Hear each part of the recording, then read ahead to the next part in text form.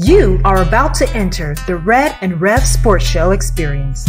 Get ready for some real sports talk from some real sports fans who were real sports athletes who have sports knowledge.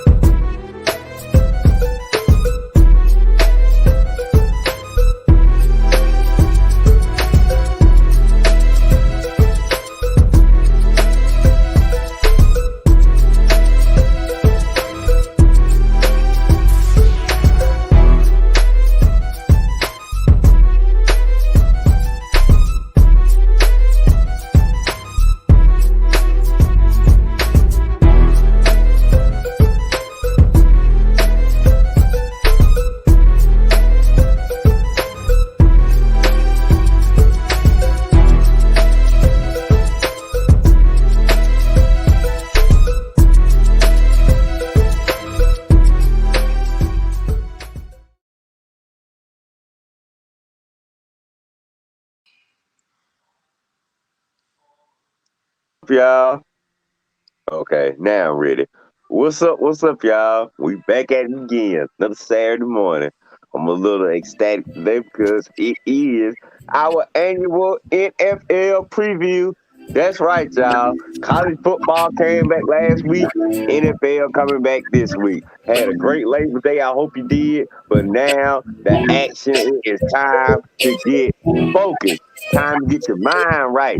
Time to get into hardcore sports, baby. We got college football, NFL football. Time to find out who the winners and the losers are, who the contenders and the pretenders are. If your team gonna make the playoffs or not make the playoffs, who the MVPs, rookie of the years, defensive MVPs. Trying to see what these Falcons and Steelers about.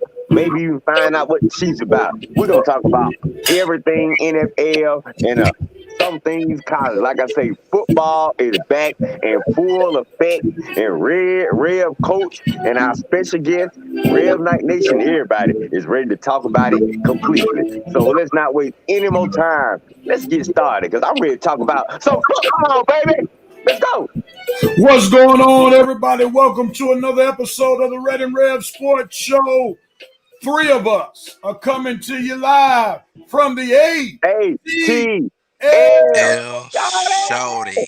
Giving you real sports talk because we are real sports fans who are real sports athletes who have what, gentlemen? Real sports knowledge. So come on in and hang out with your boys, Red Rev Coach, and our special contributor, Armani, for episode 203 of the Red and Rev Sports Show. And as is our sports custom, we turn our numbers attention to our numerologist, Coach Patrick Thomas. What you got for us, Coach, for 203?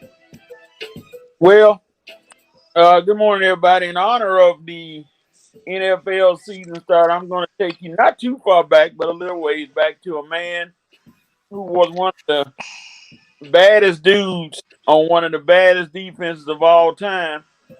And he was pick number 203. He was either the best pick at that number in NFL history in the 1983 draft. His name, defensive end Hall of Famer, his name is Richard Dent. Pick number 203. Richard Dent of Chicago Bears. Yes, sir. 203rd? He was the 203rd pick in the 1983 draft. Imagine that. Wow, a lot of teams missed out on the score. I can imagine the Falcons needing a defensive guy at that time, and we probably just picked right past him. 203, we probably picked past him about 3 or 4 times. Way to go, Falcons. My. That's crazy. That is crazy, man. Richard Dent was one of the better ones to do it. Good defensive and defensive tackle. Which one was it? Defensive end. But you know what? Because he was from Tennessee State, that could be they overlooked him.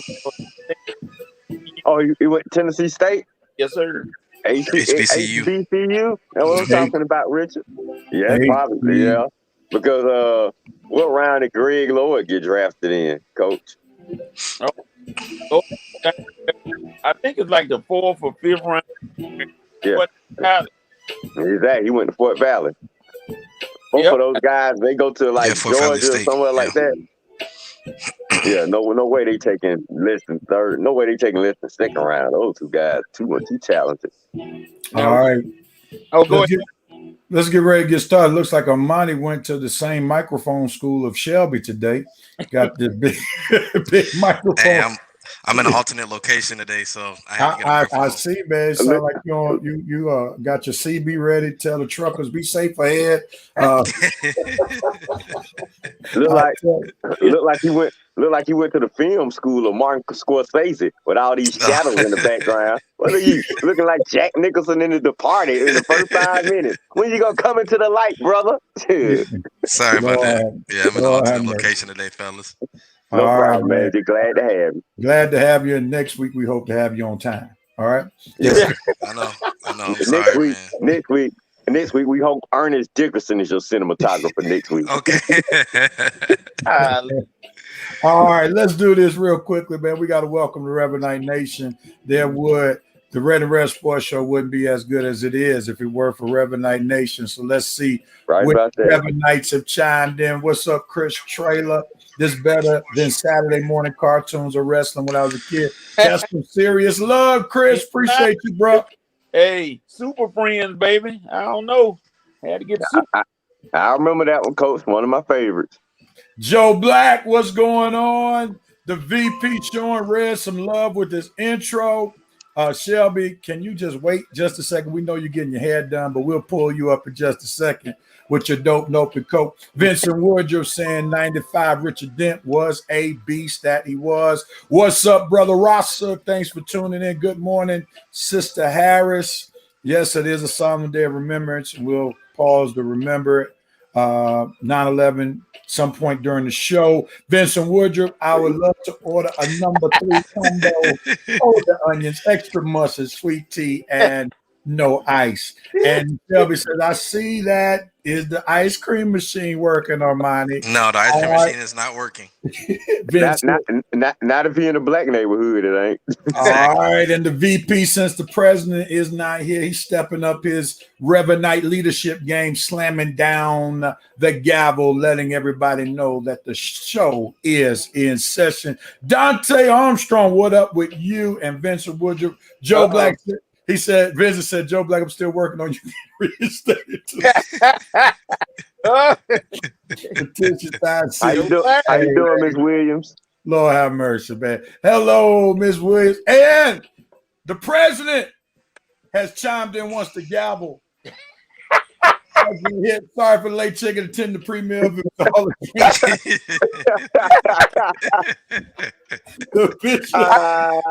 man.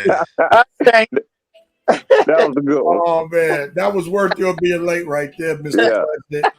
That was worth your being late. Good one. Yeah, you know, his sister ain't gonna be nowhere near that project. As y'all can see, Revanite Nation is riled up and ready for the joke.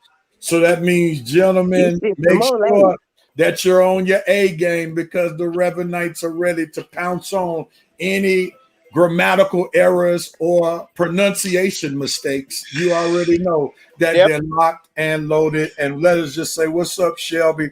This is hair salon day for Shelby, but Shelby won't be with us for about 3 more weeks. We didn't fire her. She has some mother duties to do as well as some hair appointments. So she'll be back with us back in October so we can just get that all out the way on this day. Where's Shelby? Where's Shelby? She'll be back in October, but she'll be chiming in. And she's also sent in her picks. So we will share her picks for the various games that we will be picking on today. And I knew it was a reason I'm smiling so much today. And we're lifting up your knee, Sister Williams, praying that you getting stronger by the day. Thomas Vincent said, who is going to play the coach? I say Bokeem Woodbine. And Vincent said, handle your business, Secretary of State Shelby. And Shelby wants everybody to know she wasn't fired. And the president says Shelby's getting a crease in thoughts.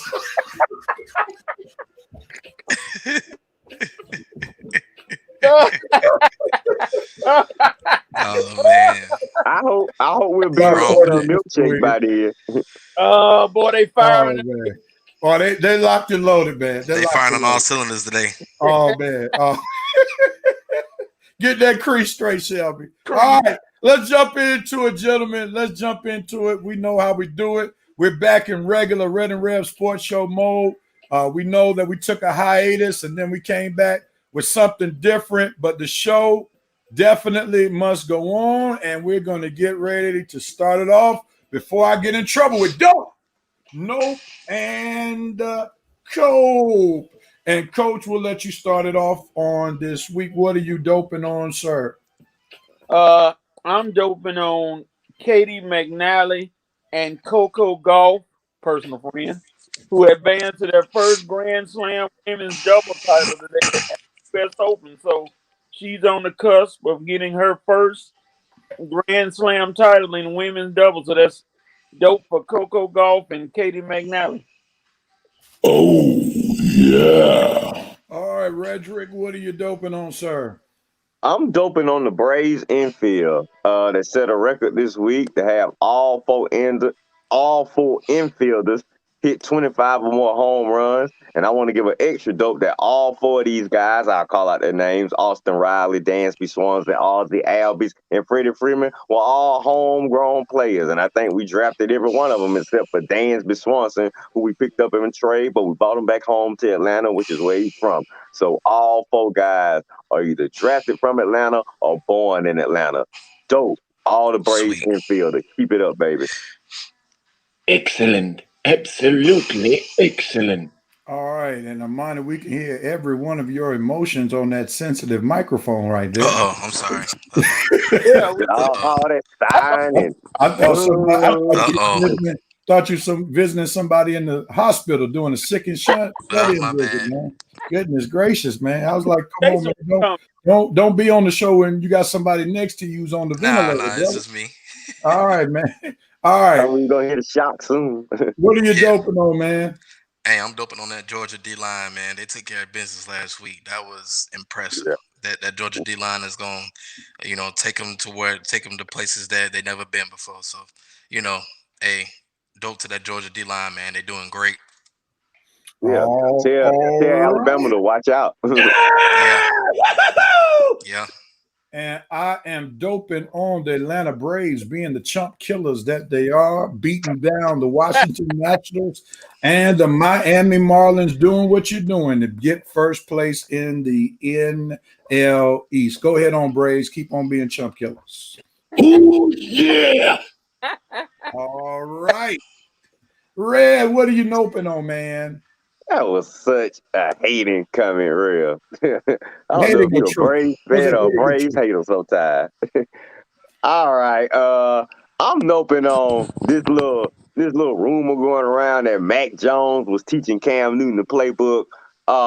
Sorry, I'm not buying that. And I'm definitely not buying that Mac Jones had his girlfriend reciting the playbook to him. If your girlfriend can recite the playbook to you, I'm pretty sure Cam can learn the playbook. It can't be that difficult, okay? So I'm not buying that. That was a big nope. Don't do my boy like that now. I mean, I know I say some stuff about Cam, but he don't know the playbook, dude. Come on, Cam was in that offense before you last year. Cam been in the NFL long enough to know a few playbooks in the NFL. So am I buying Cam is the smartest quarterback in the NFL? No, but I ain't buying that Mac Jones. He had to go to Mac Jones for help learn the playbook. Sorry, not buying that. Don't do Cam like that. A big nope.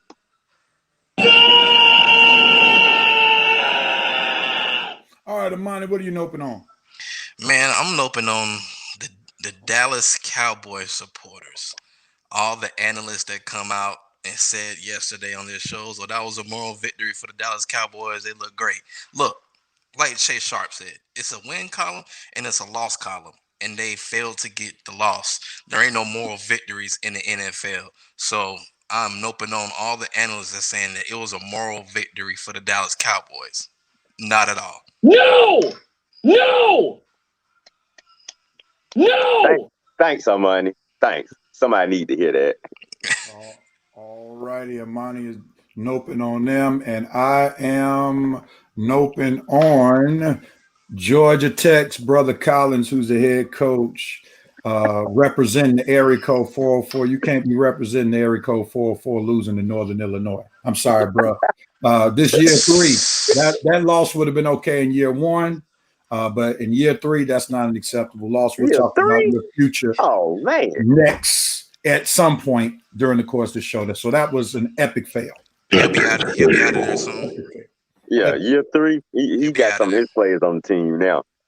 Yeah. His guys should be juniors and seniors. I mean, sophomores right now, and they should be talented enough to be Northern Illinois. All right, he's going to Braves games. He needs to be practicing. Coach, what are you noping on? Well, I'm gonna turn on my own. I'm gonna nope and turn on my own Pittsburgh Steelers fans. Now, when T.J. Watt was not playing, had his contract done and he was practicing, they were talking about he was a prima donna and he just fit in. He just another one of the spoiled players. But as soon as he signed, oh, great, T.J., you're a team player. Oh, great, you're a great. Shut up.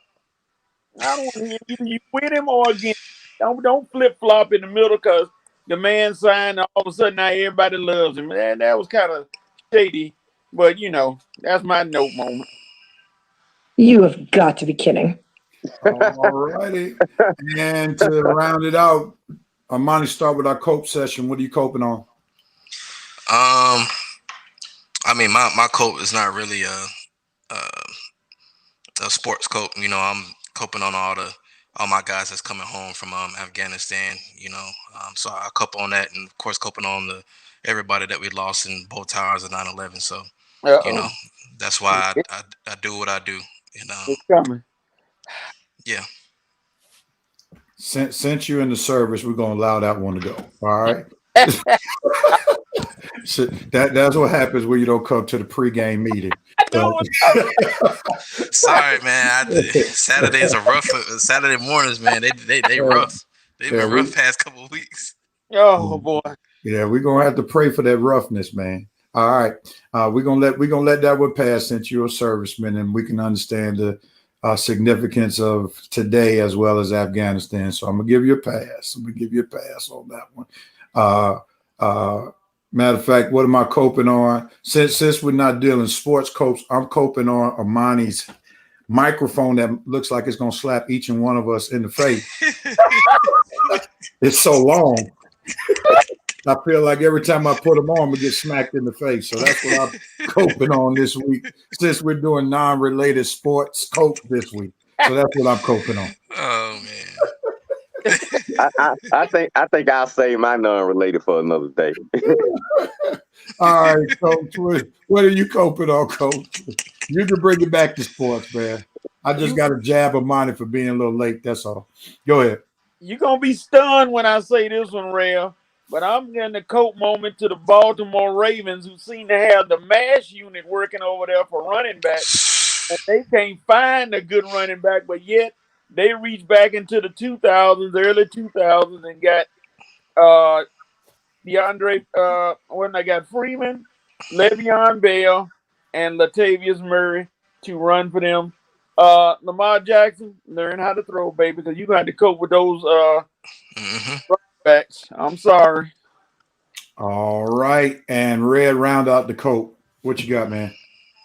Well, I don't know if I'm coping with this, but I know Cincinnati Bengals fans are coping with DeMar Chase. Lord have mercy. Joe Burrow coping with DeMar Chase. All the fantasy guys who picked DeMar Chase, they probably coping with DeMar Chase. And the fact that he say he can't see the football and he don't know he can't tell the difference between the white laces on the college ball or the NFL ball. What, Jamar? I wish you had told us some of these thoughts before you got drafted, man. I'm sure the Bengals would have thought twice about picking you with their first pick. I'm sure Burrow would have thought twice about endorsing you to pick you with the first pick. Dude, you better get your act together, because these are things we should not be hearing about in the media. These are things you should not be talking about to the media. Learn to say no comment.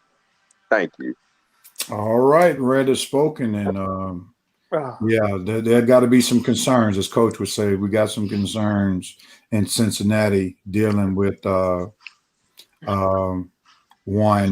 Chase. I know you took a year out of football, but man, you forgot how to catch the ball. You forgot what the football looked like. It's brown, round, made of pig skin, and it's probably gonna be coming at you fast. Yeah. All right, real quickly, man. We're gonna go with the Revenite Nation, see what they're talking about. Uh-oh. Can't wait. Right over today. All right. I know they have. Harris is doping on Rev's South Beach 44th birthday celebration. Cowboys shocking the world and not getting blown out, I guess. And thanks to my mom and my daughter for treating the good Reverend to a wonderful Miami Beach getaway for my birthday. Yeah, Rev, you were balling this week, man. Yeah. How you enjoy yourself out there in that Miami sun? It was beautiful, man. Beautiful. I got to get there, man. Beautiful. It was beautiful. That's all I got to say. Is that water real clean? It's clean. Miami? Yeah, it's clean. It's not as pretty as the Caribbean water, but it's clean. I will say that it's definitely clean. Let me go back. Dang, Monty, man, you got to turn the microphone down, man. We can hear every breath you're taking, man. We're glad you're alive. Okay. Yeah, man. All right, that's what I'm gonna do. I'm gonna keep it up till I talk. Yeah, you sound. Shelby's doping on UGA Junkyard Dogs defense. You know she is noping on ACC football, coping on Clemson. Quarterback still having nightmares about the Dogs defense. We'll talk about that in just a minute. Yeah, that was a bad showing for one DJ. I mean, it just looked horrible. It was absolutely horrible. Who else is doping, noping, or coping? Let's see who we got. Vincent Woodruff doping on Greg Zerline. Yet another reason them girls won't ever win it all ever again. And he's doping on the missed field goals and extra point. Joe Black doping on the UGA defense against Clemson. Vincent giving the coach a shout out on his dope moment. Trey Young, I'm sorry, for Dante Armstrong. He's doping on Trey, trolling New York fans last night in Madison Square Garden on WWE SmackDown. All right.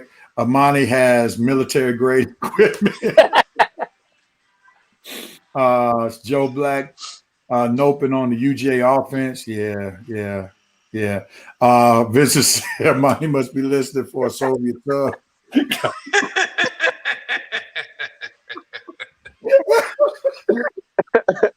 That's hilarious, man. Vincent said we can hear your heartbeat, man. This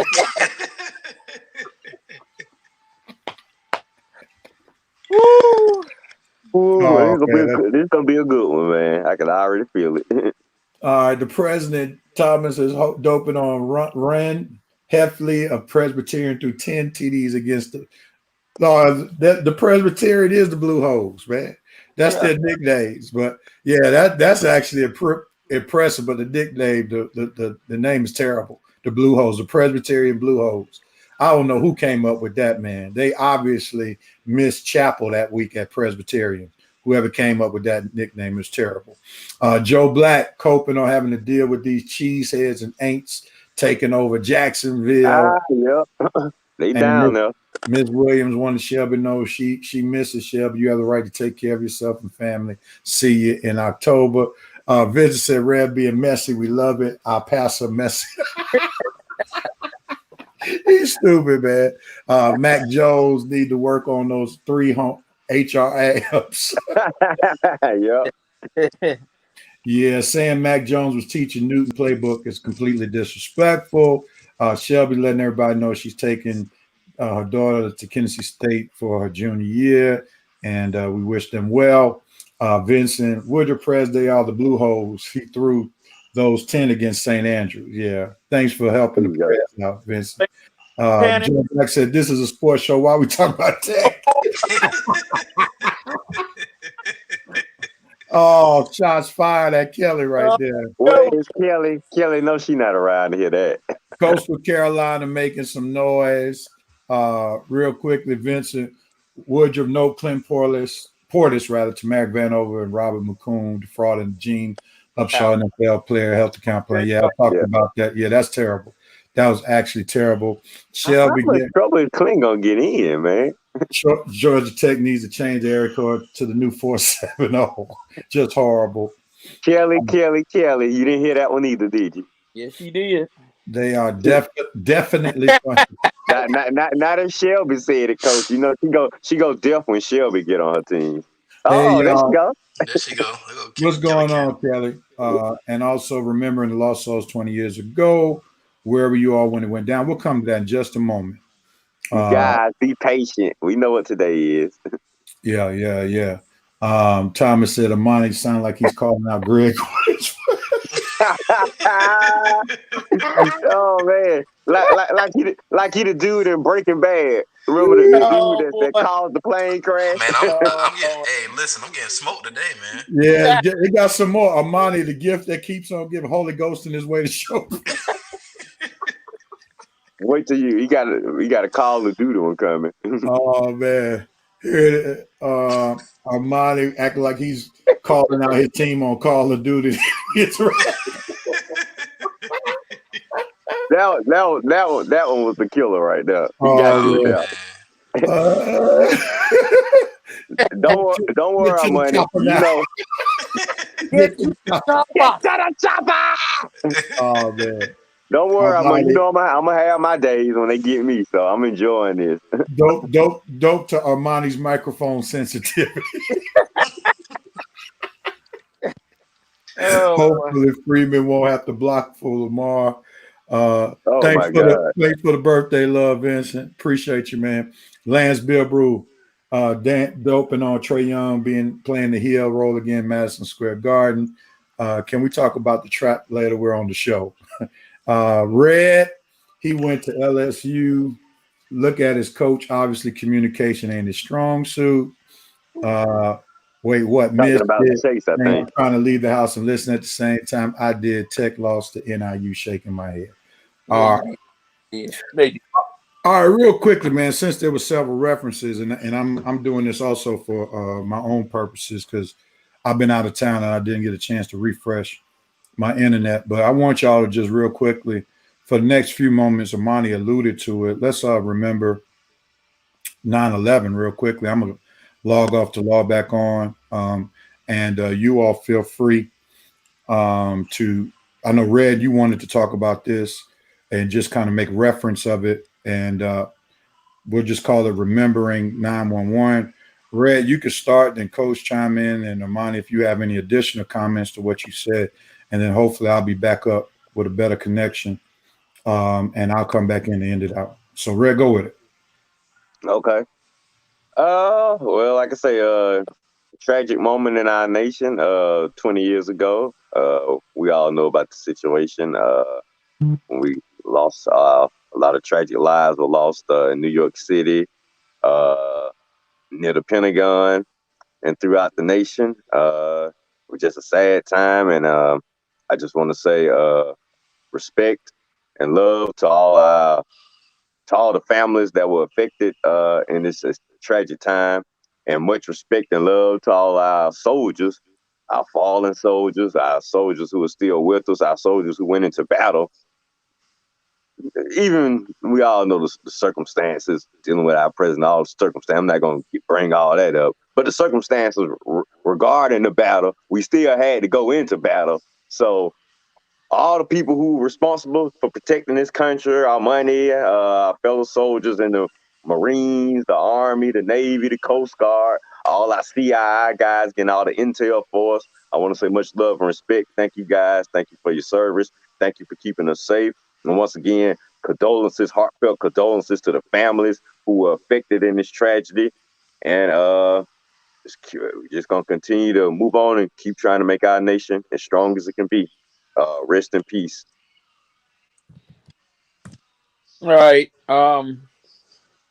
Just going back and I remember when I was teaching here in Atlanta, and we were all just going through a regular day, and then next thing you know, we looked at the TV. The front TV is always on, so we everybody looking at TV, and they saw the crash, and most people were like, "Oh wow, what a that's a bad accident. They crashed into the World Trade Center." But then while we were standing there, here comes plane number 2, and everybody just froze because it was like, okay, that's not an accident. This is real. And people started really getting worried. There was the kids were looking stunned, and there were some people that were looking stunned, and the parents came to get their children because little did anybody know Hartsfield Airport was a target because I'm it's sure it was. in the world, and it was a target of those people. But somehow, the thing that was supposed to the plane or whatever was supposed to come to Hartsfield, something happened, and that's why a lot of parents came to get their kids out. They thought Atlanta was going to be a target in the airport, and we're close to the airport, so it was kind of rough for a while. But yeah, it's going to be remembrances all day of what happened, and I know it's hard for those people who had loved ones lost, but this was a day, of course, that no American should ever forget. It's like everybody was stuck at the TV. We sitting there watching the planes, and this is early on. The buildings, we hadn't even saw the buildings fall down. It's like when the buildings came down, that made this like more horrific and more real than it can ever be. Because I mean, we losing 2 iconic buildings, World Trade Center. I remember. Yeah. I remember doing it, the opening of The Sopranos. They had it in there. Matter of fact, they had it in a lot of openings to a lot of things. And once we lost the buildings, you couldn't show it anymore. So, like I say, I remember I think I was 21. I was living in Los Angeles at the time. I was about to get on the highway, go to school, and before I guess I left, I turned on TV and saw that happen. And I thought every major U.S. city was a target that day. I'm pretty sure a lot of folks living in big cities thought, man, we all finna get hit. Sorry, Armani. Let me go into your time. Oh no, you fine. Yeah, man, that was a big day. That was a tragedy, for everybody. I wasn't as old as you guys. How old were you, Armani, when it happened? I was 6. Um, yeah, I was in kindergarten, so I remember when they were showing it on the TV, and it was a tragedy, man. Everybody was I was trying to call my people up, or my grandmother was trying to call my aunts and my uncles up in New York, make sure they were okay, but could nobody get through the phones because they shut everything down. So, um, yeah, man, I'm always remember that. I'm always remember 9/11. Those families will forever be in my hearts, and you know, I had a chance to go to a ceremony up there year before last, and it's very touching, man. It's very touching, and you know that's why I do what I do. You know, make sure we every time we get deployed, we go over there and we execute the enemy. Um, but yeah, man, it's just when you look at the when you look because it doesn't seem that long ago. That's why I remember that day by day. I mean, I remember it. You know, so yeah, it's a tragedy, but we're still recovering from it as a nation. We're still recovering from it as people. I think that's one of the only times where the nation, stopped and everybody just came together, to take care of each other. That's the last before COVID. That's the last time everybody came together. Yeah, You know, that really came together and tried to help. Remember my uncle was he was a firefighter, got sent up there to help, clean up. And then one thing I won't never forget is just seeing those people fall from that building, man. That that hurt. That hurt when people falling to their deaths. But that's why I do what I do. I'm glad my brothers and sisters and comrade are finally coming home from a long 20 years of war. So yep, that's my spiel.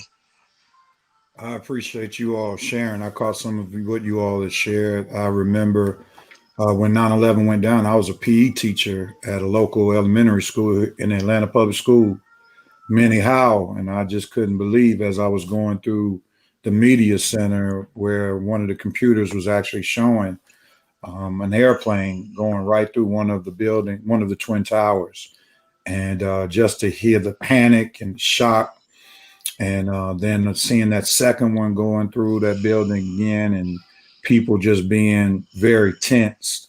It was just very tragic, and definitely a moment where it caused people to really evaluate life, evaluate who's the head of their life, and then also just to kind of put some things in perspective, like a lot of things that we stress over are really not as deep when we look at things such as that takes place. And I just want to come from a different angle. And I think we also need to understand that remembering 9/11 is not always the best thing for those people who were directly affected by it. I'll never shall forget when the 10-year anniversary happened of Hurricane Katrina. And my family, we knew of a preacher and a pastor a preacher and a pastor's wife who lost everything, and how traumatized the wife was in particular when just hearing the name Katrina. And when people want to remember it and things of that nature, people, they struggle with it. And matter of Mhm. fact, he said, I would just rather people not say anything about it.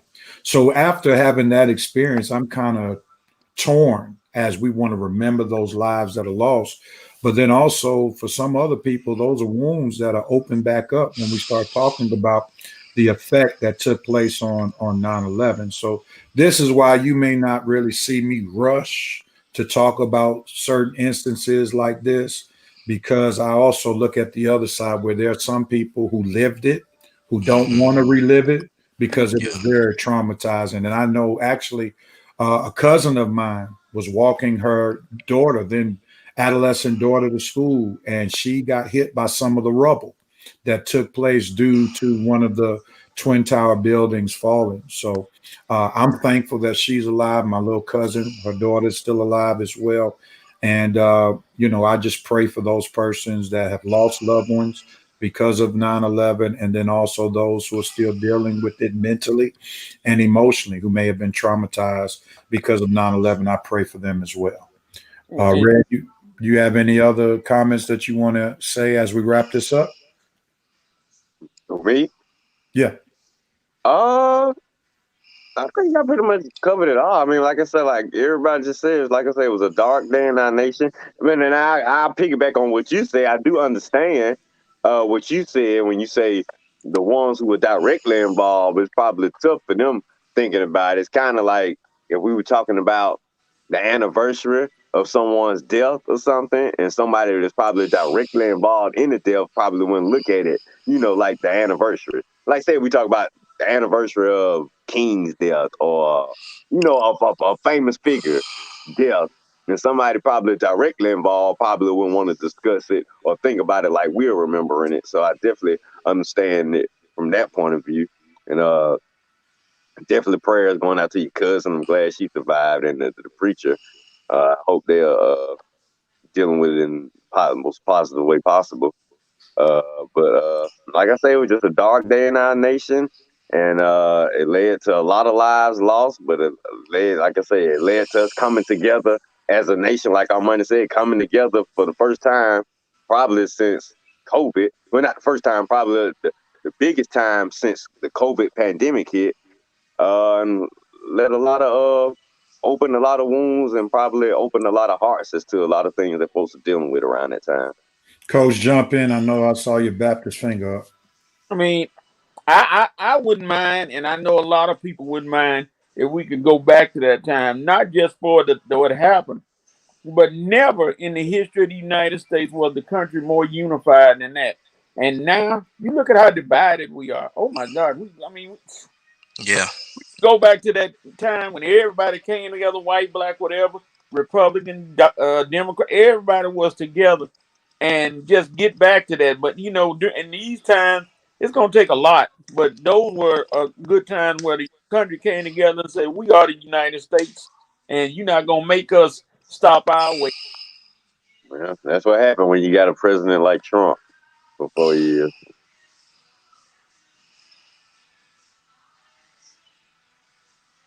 Real? Did we lose Real? Rev is doing his mannequin challenge. Oh, not God. okay. That's going to be a problem. All right.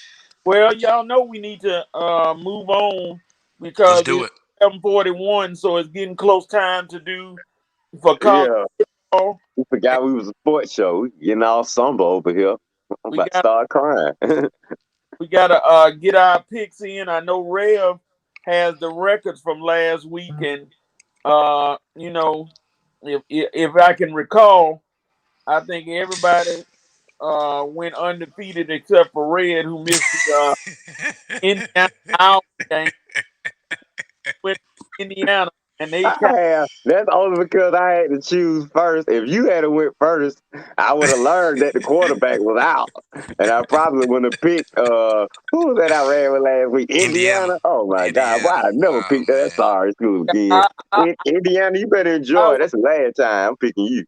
I will put a beating on Indiana. So this week we got 5 games that we got to pick, and we got and Rev had those games, and we'll just wait on his to pull up those games. But let me ask you all a question: what surprised you about Week 1 in college football? Anything that surprised you or stood out? Yeah, look, Georgia's performance against Clemson, offensive wise, surprised me because we didn't score a touchdown. Defensive wise, surprised me because we didn't allow a touchdown.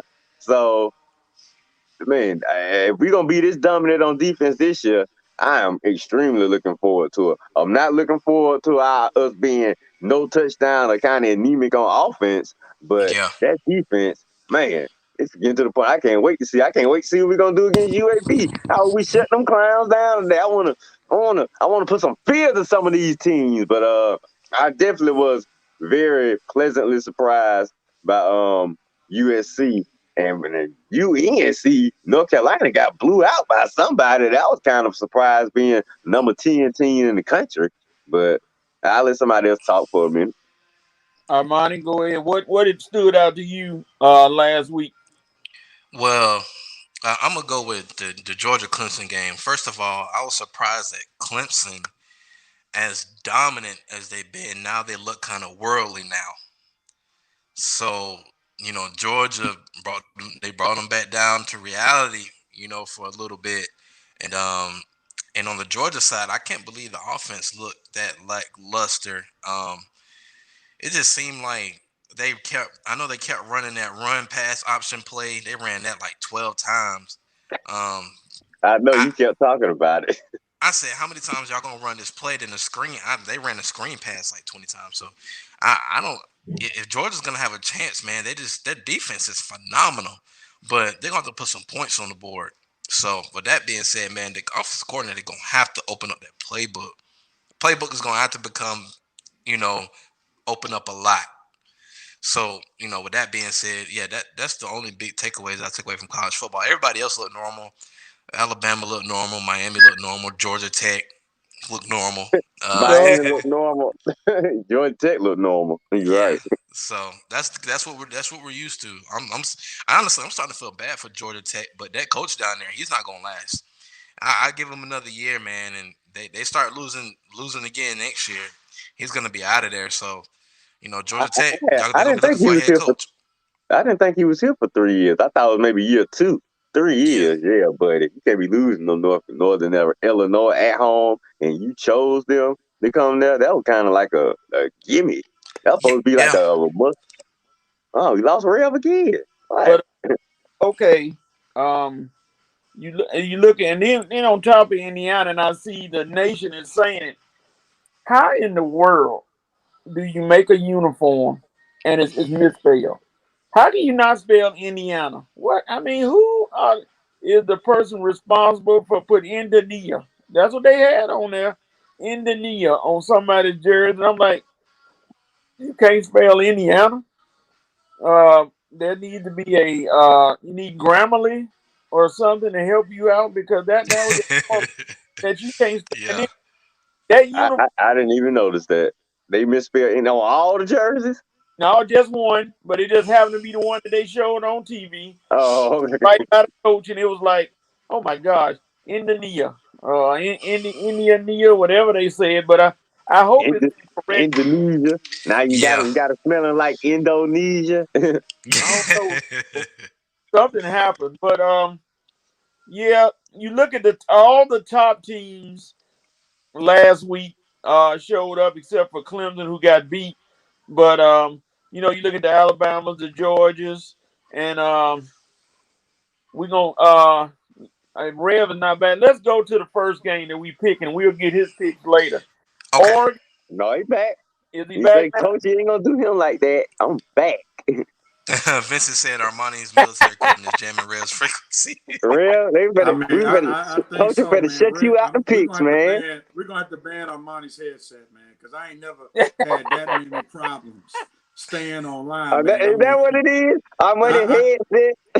Hey, listen, this is I'm not wearing it ever again. I promise. I'm not wearing it ever again. That only because you get cloud with it. I'm gonna personally mail you a USB microphone or lapel mic or something, because that doggone secret agent headphone ain't gonna work for the show, man. It is messing up the frequency and everything, man. Lord have mercy, man. Hey, Rev, I think North Korea can hear the show. I don't know. I know it, man.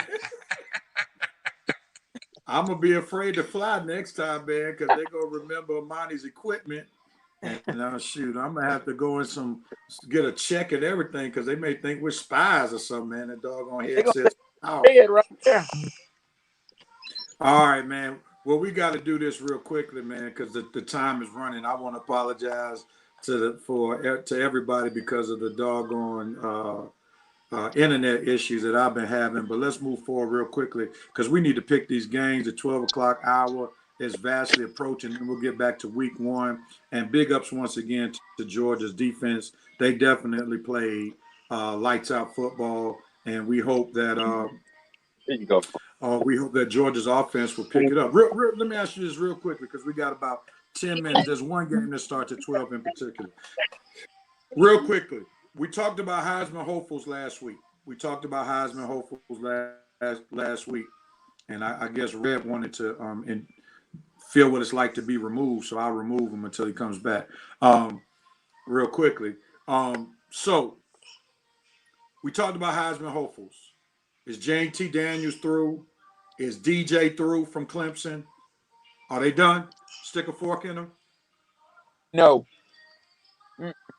I would say one game does not a Heisman make. You got to. It's still 10 games to go, and they have a lot of chance to make up some ground as far as playing. They could come out.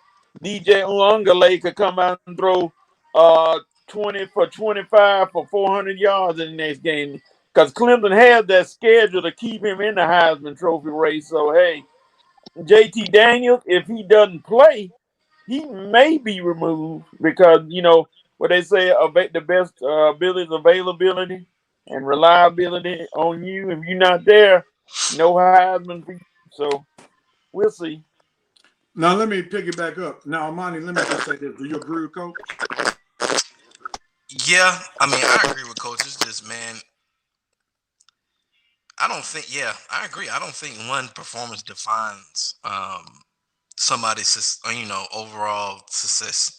For that season. However, I think that it's right now. If we had to look at it, it's only one guy that's really impressing people, and that's Bryce Young. I mean, other than that, JT Daniels didn't really come out and show us anything last week.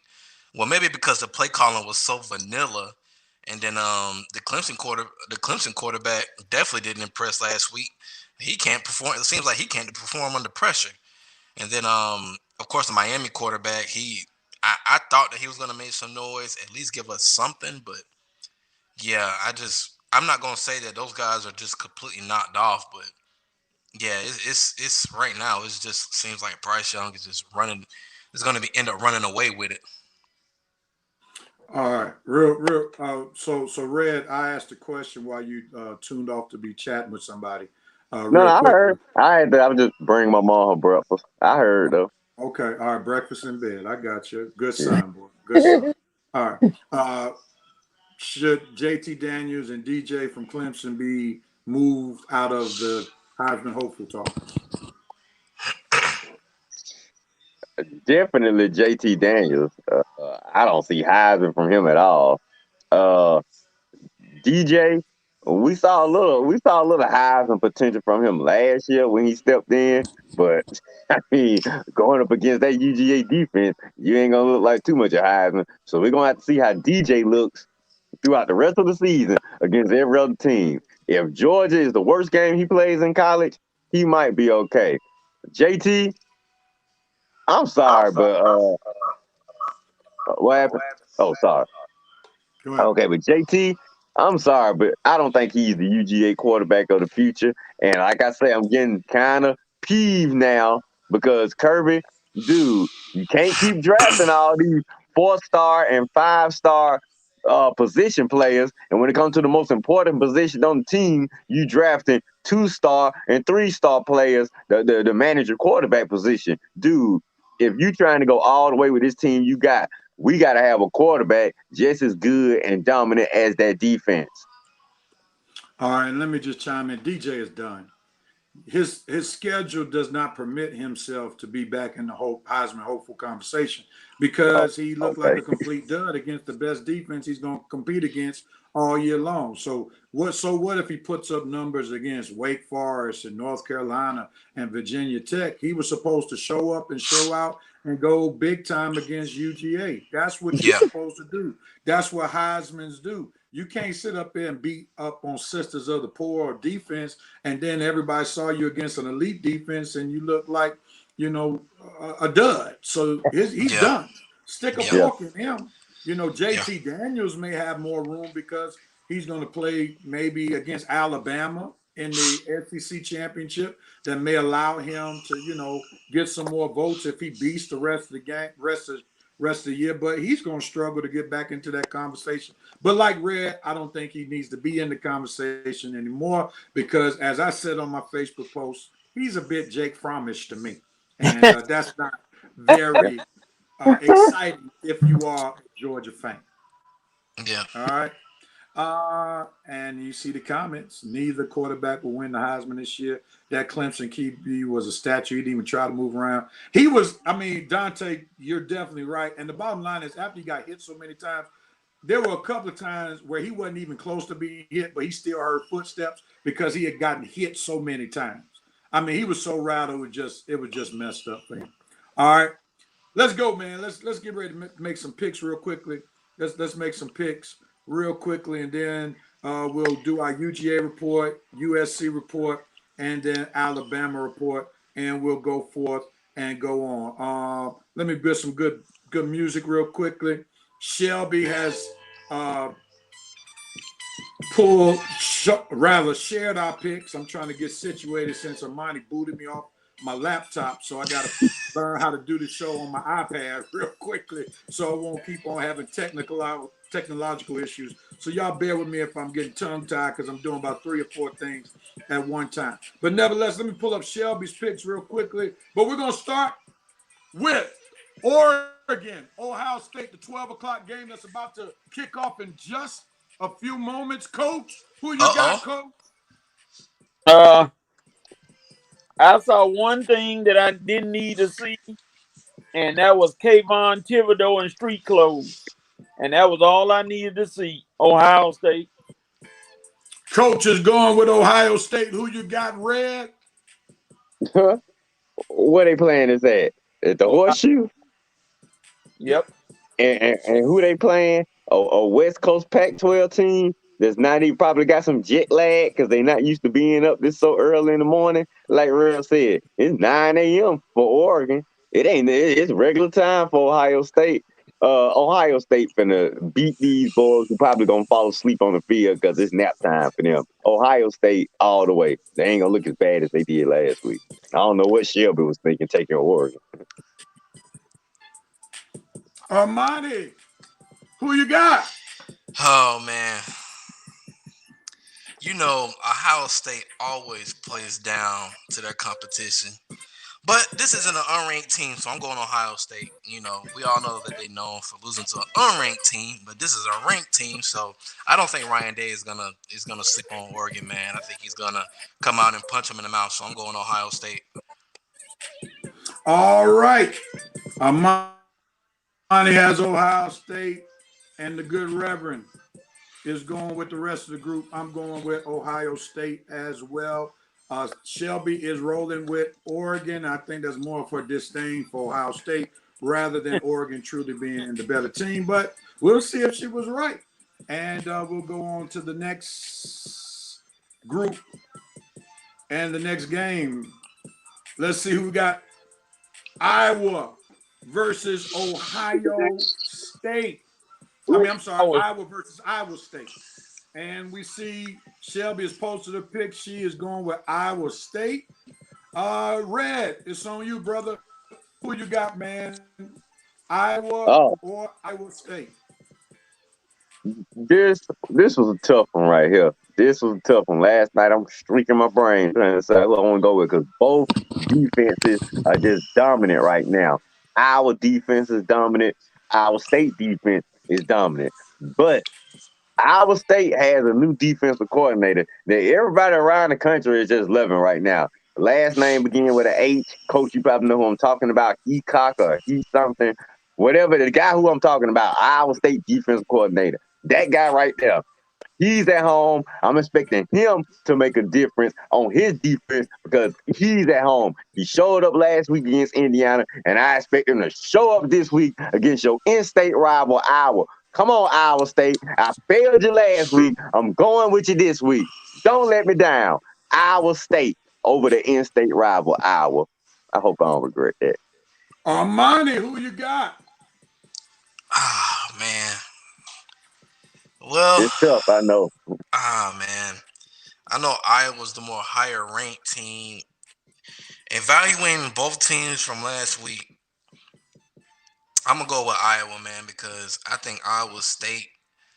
I think that their offense, they have a pretty good offense, but the running game is kind of lackluster, and I think Iowa's gonna, you know, compensate for their lack of a run game, and I think they're gonna be outpassed this week. So I'm going with Iowa.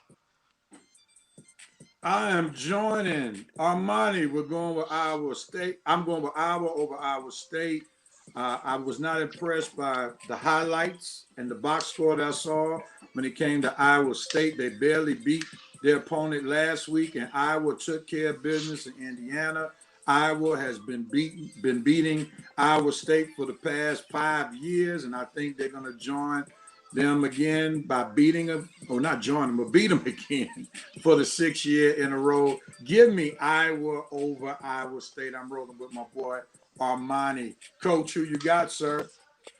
Well, Iowa State has a tight end who's he was an All-American last year. Charlie Kohler he had a body injury, but they say he's trying to play, but trying to play might not be good enough. I'm gonna go with Iowa because Iowa just on another level right now. The way they dominated Indiana, whatever the name on the shirt is. So I'm going with Iowa. And All Coach, right. thought you was gonna be with me with Iowa State. Y'all got me alone again. So no, you're not completely alone, Red. You with your sports boo. Shelby going with you. So you're That not does completely not alone. She's a make part of me the show. feel good right now. She picked Oregon over Ohio State. Yeah, Come man. on, So Iowa State. Don't let me and my sports boo down.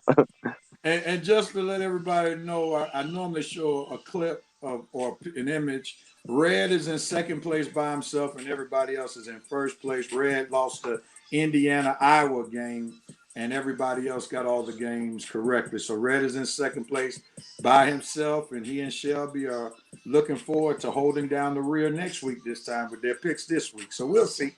But nevertheless, USC and Stanford. We're going to go with you, Armani. Who you got, brother? It's on you. Nah, man, I'm going with USC. What? Stanford don't have enough. Stanford don't have enough, man. Stanford does not have enough.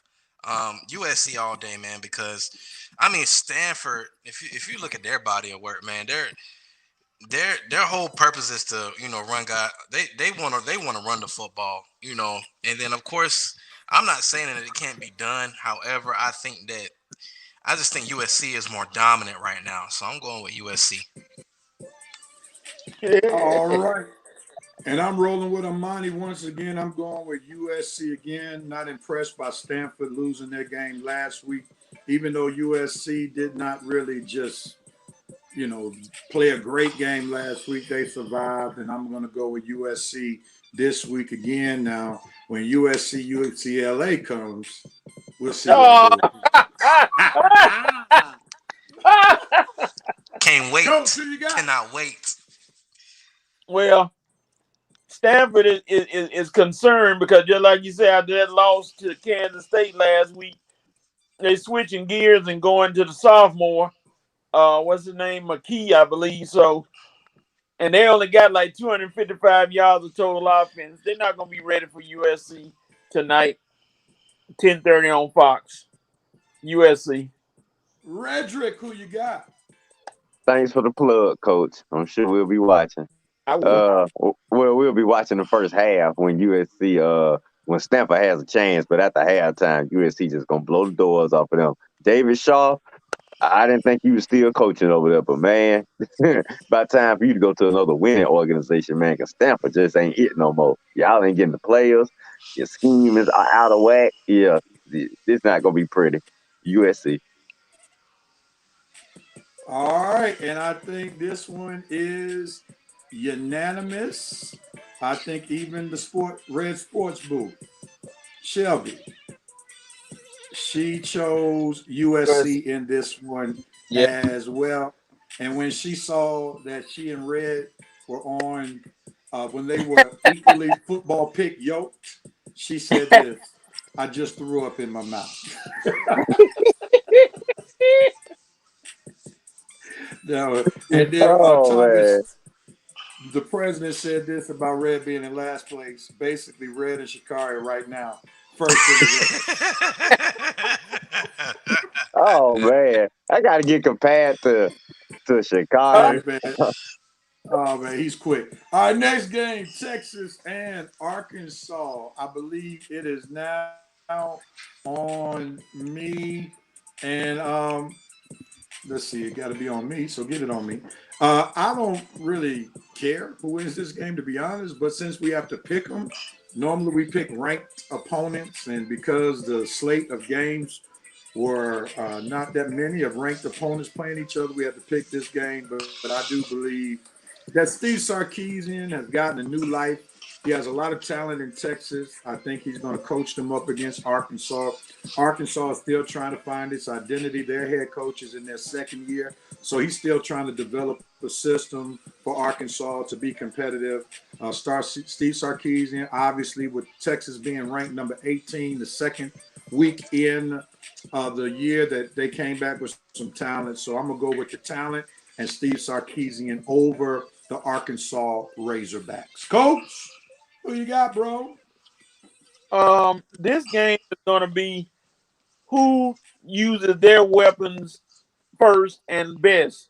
Because Texas can throw. They averaging 265 yards a game passing. But Arkansas can run. They averaging 245 yards rushing. So whoever dominates their particular strength wins. And I'm going out on a limb. I'm going for Arkansas. All right, coach has just received his first L for the year. That's cool. Yeah. Go ahead on. Red, who you got? I can't afford to go out on the limb. I'm going Texas. We're not talking NFL. We're not talking Falcons, which means Sarkisian probably got a chance. He did okay with Alabama. He does okay with college football schemes, more better than professional football schemes. You're trying to become a big dog in the SEC. Well, losing to Arkansas ain't gonna get you there. So you're probably not gonna lose to Arkansas. I'm gonna take Steve. I'm gonna take the Sark against Arkansas, even though they on the road. Armani, close it out. Who you got? Man, I'm going with Texas, man. I think Sarkisian is just right now he's doing really good there at Texas. His offense is I watched him last week. The offensive play calling is spectacular. Yeah, I'm going with Texas, man. They probably gonna blow the doors off of Arkansas. I'm just be honest. It's not even gonna be close. Wow. And I see Armani was definitely impressed with the one game that he saw Steve Sarkisian coach. Oops. Because Armani is act like as if Steve Sarkisian got a whole body of work. He just saw one game and he's highly impressed with that one game. So we're not mad at you, but I think we're all joining you. And I think even the sports bay, she's rolling with Texas as well. Last game, she's letting everybody know she's rolling with Michigan. Coach is back on you. Shelby's rolling with Michigan. Are you joining her in rolling with, as Armani affects calls the head coach of Michigan, Khaki Pants? Are you rolling with Khaki Pants, Coach? Yes, sir. Because I have no respect for anybody in the Pac-12 except for USC. I don't care what they do. I will never hardly pick them. And then on top of that, how do you invite a team, pay them $250,000 to come in and beat you? And you get no real love from me. I'm going with Michigan. All right, Coach goes with Michigan. Red, are you rolling with Michigan with your sports boo and Coach? Well, I'm rolling with Michigan, not because of my sports boo. mostly because of what Coach said. How you invite dude? Washington lost to Montana last week, 13-7. I didn't even know Montana had a football team, and that's why I'm going with khaki pants in Michigan. Okay, Washington. I don't know who's coaching you right now. I don't know what's going on, but you're not gonna last losing games to Montana. Okay, Michigan all the way. All right. And Armani, who you got? Michigan. Man, I really don't like picking with khaki pants. But yeah, he's gonna pull it out today. He's gonna pull it out today. I'm gonna go with khaki pants. Yeah, khaki pants, Michigan. All right. And I am going to make it unanimous. I'm going with khaki pants and the Michigan Wolverines. Hail to the victors on today that they will become victorious. All right, Rev Night Nation, we see they are picking with us as well. Let's see. Joe Black, Georgia Tech did coach. Vincent Wood says kid would be old enough to start. Wouldn't that have been something? And Joe Black is going with Michigan as well. All right, that concludes our picks for this particular week. And we thank everybody for participating. Our picks will be posted immediately right after the show, and we'll see who's rolling right when we see Oregon and Ohio State score during the course of this particular show. We're going to pause right here real quickly as we want to make sure that we pause for halftime of the Red Rev Sports Show.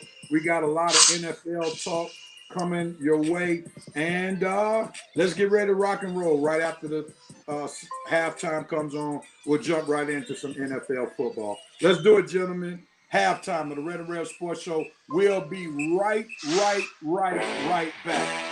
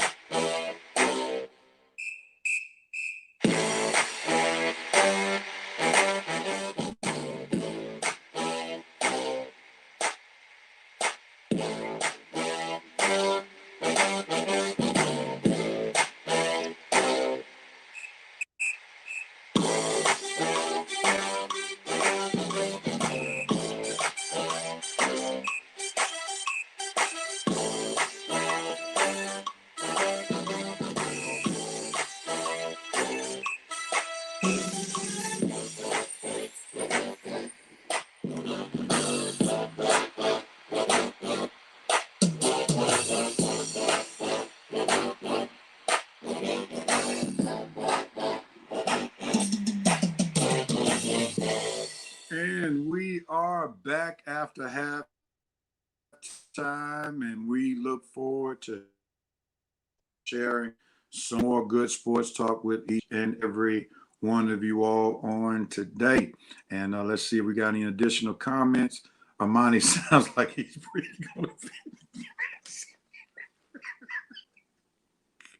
Hey, man. Yeah, man. I got to unmute you all real quickly. Oh, man. Yeah, Armani, man. Don't ever wear that microphone again, man. That thing is so sensitive, man. Oh, my goodness. That thing is so sensitive, bro. I am your man. If he was in combat right now, he'd give up his position. His enemies would hear him coming with all that breathing. Hey, Rev, he sound like Darth Vader. I am your father, Luke. Yeah, that's a good one. I couldn't think. Yeah. Is it still bad? Like, is it really bad? Can y'all hear it? I mean, you just have and all jokes aside, you just have a great microphone that is very sensitive. Okay. That's all. And it literally picks up everything that you're doing. So we hear every breath you take. I'm glad you're not Captain Crunch cereal. Yeah, bro. I mean, like if you were eating something, it would pick up everything, man. It would pick up everything. But yeah. So it's very sensitive. Never All right, wearing gentlemen, it again. let's do this real quickly, man. We want to do 5 for 5, and then we'll get into our talks. I'm not going to jump in with the conversation. I'm just going to DJ. So you all give your comments. This is one of our newer segments that we started relatively recently. 5 for 5. We got 5 topics for good talk. We're going to start with baseball real quickly, and then we'll go into some basketball, and then we'll go on to somewhere else with some NFL talk. All right, Red, you get ready, man. Matter of fact, let me do this so I won't even get in trouble with the VP. Let me see if I can pull it up, and let me do it right. I got you, VP. Let's do it, VP. Here we go, 5 for 5.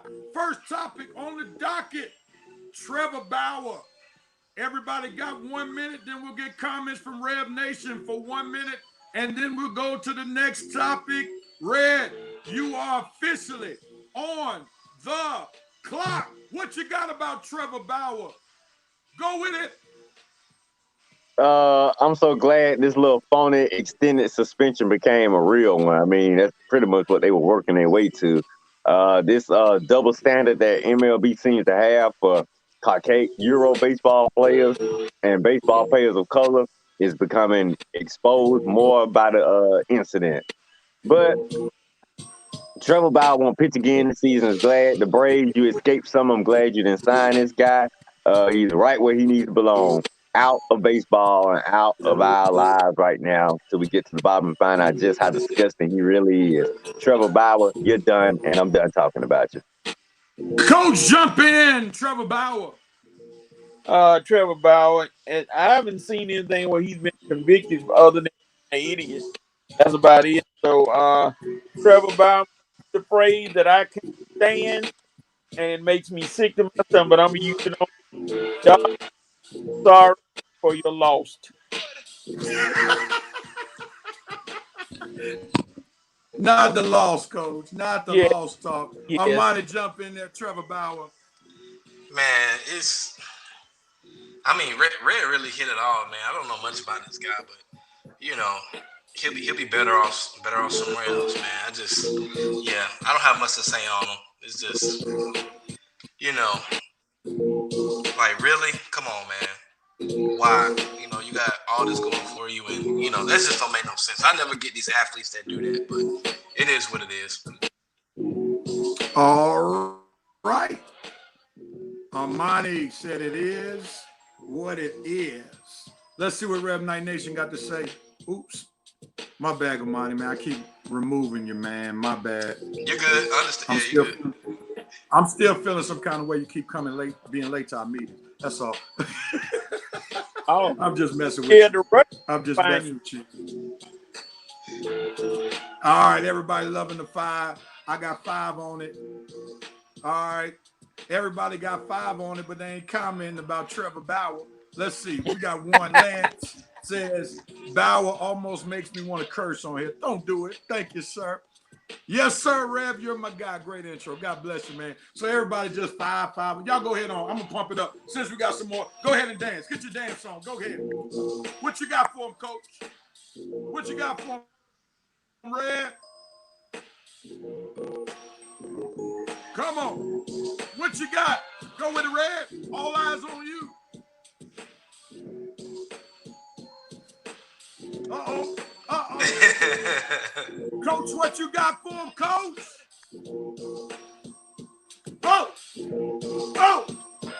Oh!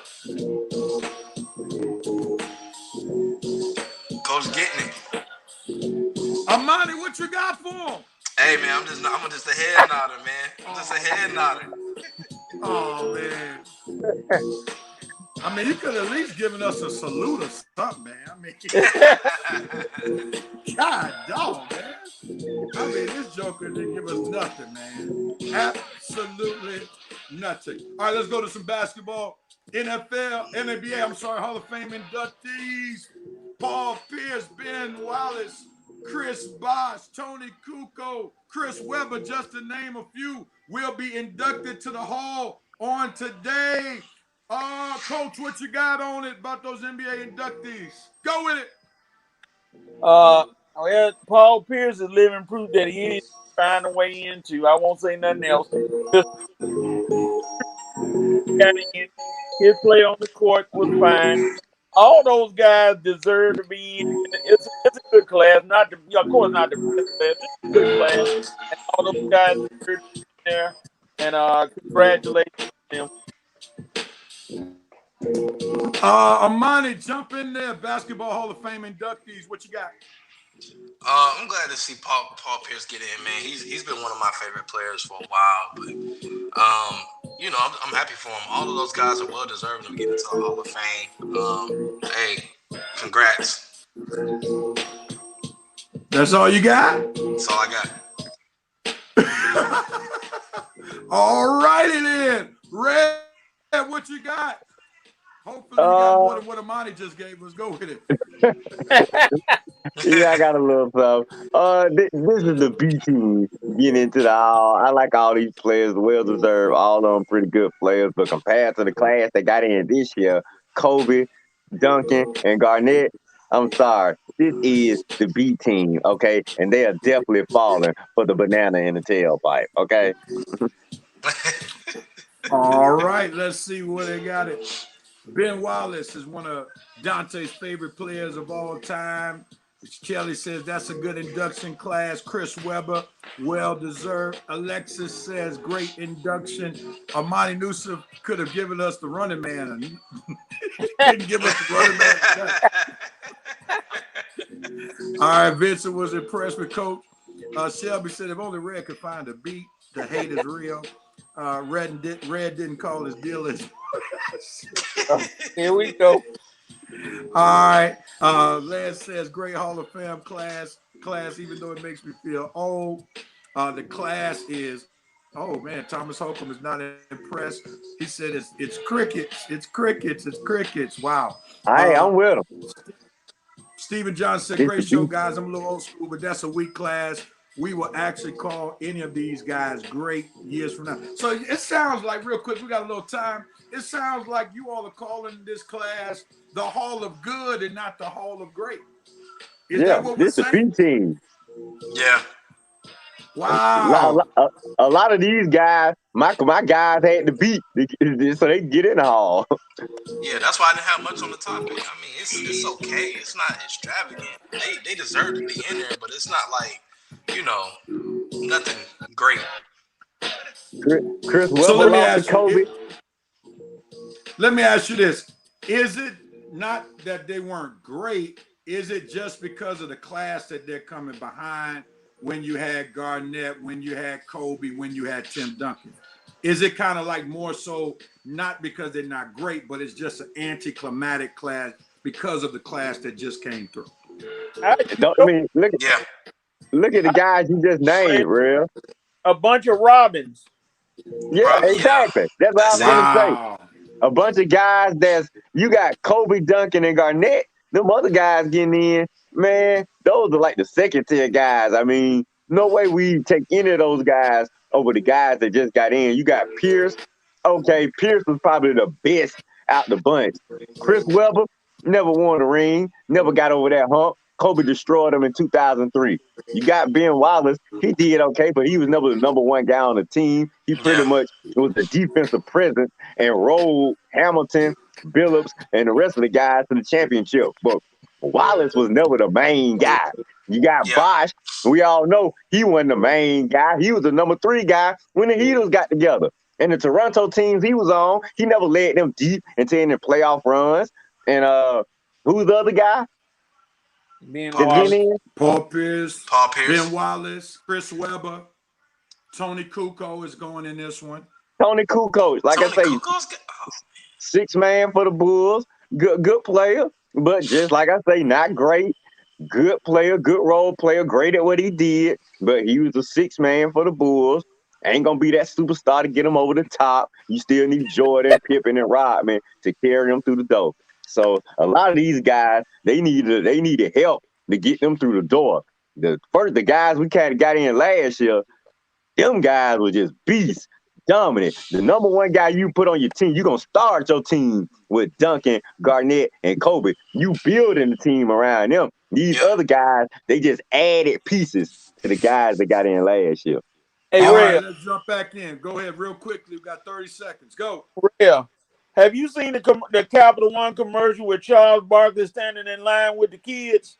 Yes. These guys are the kids that didn't get picked. That's all. Wow, that's deep. All right, moving on. Marc Gasol's career. The Lakers traded him to the Memphis Grizzlies on yesterday, and the Grizzlies are going to buy him out. The report is that he wants to stay home in Spain due to COVID-19, so he doesn't want to deal with the COVID restrictions anymore in the United States of America. What you got to say about Marc Gasol's career, NBA career, Monty? What you got? Go with it. He did okay. You know, he was a traveler. You know, he was one of those guys that travels to different teams, but you know, he wasn't great. He was just a average player. His brother was in my opinion, way better than him. His brother had that it. I don't think Marc Gasol had that it. So, you know, he was just okay. All right, Cole, jump on it. You know, when an old coach has reached the end of his ropes and a nice little retirement ceremony, the quote tag team, whoop, there it is. All right, man, you broke up. We missed a little bit of it because you broke Can you up. Say it again. Go ahead. Oh, I said, you know, they had that retirement ceremony for somebody that's leaving and let them leave out on a good note. Like that team said, whoop, there it is. All right, Red, jump in there. He was one of your guys on your Lakers, so I don't know if you got anything good to say about him because he didn't help your Lakers win a championship. But what you got on it, Red? Took the words right out of my mouth, Red. Talking about, he want to stay in Spain? Adios, amigos. Stay in Spain. I don't think nobody in Laker Nation gonna be missing you, especially with that performance you gave us last year in the playoffs. You know what I say? No ring for my team, no respect. Like you, Gasol, you was a pretty good player when you was in your prime. I'll take your brother over you any day. You did good in a few years when you were dominating in Memphis. You got traded to Toronto and won a little piggyback ring a few years ago. But like I say, your brother was the more dominant player. You, like we just mentioned a few players a minute ago, you were the Hall. I ain't gonna even give you the Hall of very good. You were the Hall of just good. You was a good player who had a nice little career in Memphis along with Zach Randolph. You got traded to Toronto and won the ring, piggybacking off the bench with Kawhi and that team up there. But I think it's time. Yeah, time to retire. I agree with your retirement. Don't let the door hit you on the way out. See you later, buddy. Go Lakers. All righty. And let's see what the Red Knight Nation got to say. Mark Gasoline is like the other dude from Wham. Nobody.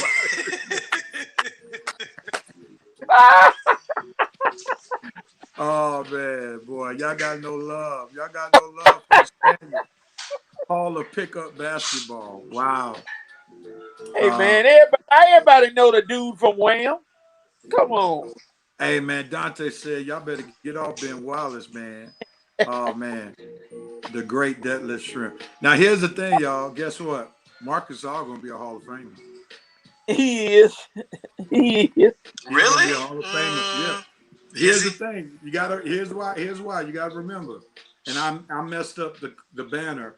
And when I put NBA Basketball Hall of Fame, it's the Basketball Hall of Fame. It's not the NBA Hall of Fame. So they take in consideration what they've done internationally. and he's an international giant in Spain. That's why he Oh, and his boy. brother will be future future Basketball Hall of Fame. Oh boy, the other dude from Wham. Wow. That was classic right there. All right, last topic for our 5 to 5. I'm gonna start with you, Coach, and here it is. Head coach Jeff Collins' future at Georgia Tech. What you got, Coach? I would say one game does not a future make, but Mr. Collins, you better take some of your contract and pay Georgia Tech back for the money they paid for Northern Illinois to come in there and beat y'all, and then you probably can stay another year. Red, jump in there. What you got? It's not looking good, man. You in year 3, losing the cupcakes at home. That's never good. I'll say we'll see what you do the rest of this season. But if this season doesn't end well and you don't redeem yourself from that early season loss, let's just say keep your resume updated, Mr. Collins. Keep your resume updated. Armani. He won't be there for long. If they start off, if they lose one more, if they go 0-3, he's gonna be out of there by this season. Yeah, it's been 3 years, man, and you have nothing to show for it, especially going out and losing to somebody like a Northern Illinois team that's been under the rocks for years. So he won't be there for long. So I don't even think he need to keep his resume updated because he'll get another job, but as a head coach, absolutely not. All right, and I'm going to chime in real quick before we see what the comments have to say. And this simply is. Georgia Tech can't keep expecting to get Dollar Tree coaches and get Saks Fifth Avenue results. You just got to stop doing that. I mean, who you can't keep doing that. That's they went and got Paul Johnson from Georgia Southern. All right, that's a Dollar Tree coach. They get Jeff Collins from Temple. That's a Dollar Tree coach. And you're expecting Saks Fifth Avenue results in a Power 5 conference. Hey, you got to show head coaches the money if you want big time results. And what Georgia Tech is doing is they are penny pinching, and that's why they're getting penny pinching results. Because they will not pay real good, proven head coaches or coordinators that are proven, and this is why their season is going to be going down the tank, and Collins will probably be out either after this year or next year. Let's see that's what Eric Bieniemy ought to go to Tech. No, he will not go to Tech. He want to stay in the NFL. He will, but he's not the greatest speaker, and you got to speak well when you're dealing with alumni association. Like Collins, if you wanted him to be like John Maxwell, be a motivational leader, I think he got that, but unfortunately, it doesn't translate onto the field, and that's the problem. And you got to recruit. I'm sorry, I don't care what you're talking about. You got to be able to recruit. He can. That's one of his weaknesses is that he can't really recruit that well. I see Paul Marker. Wow, man.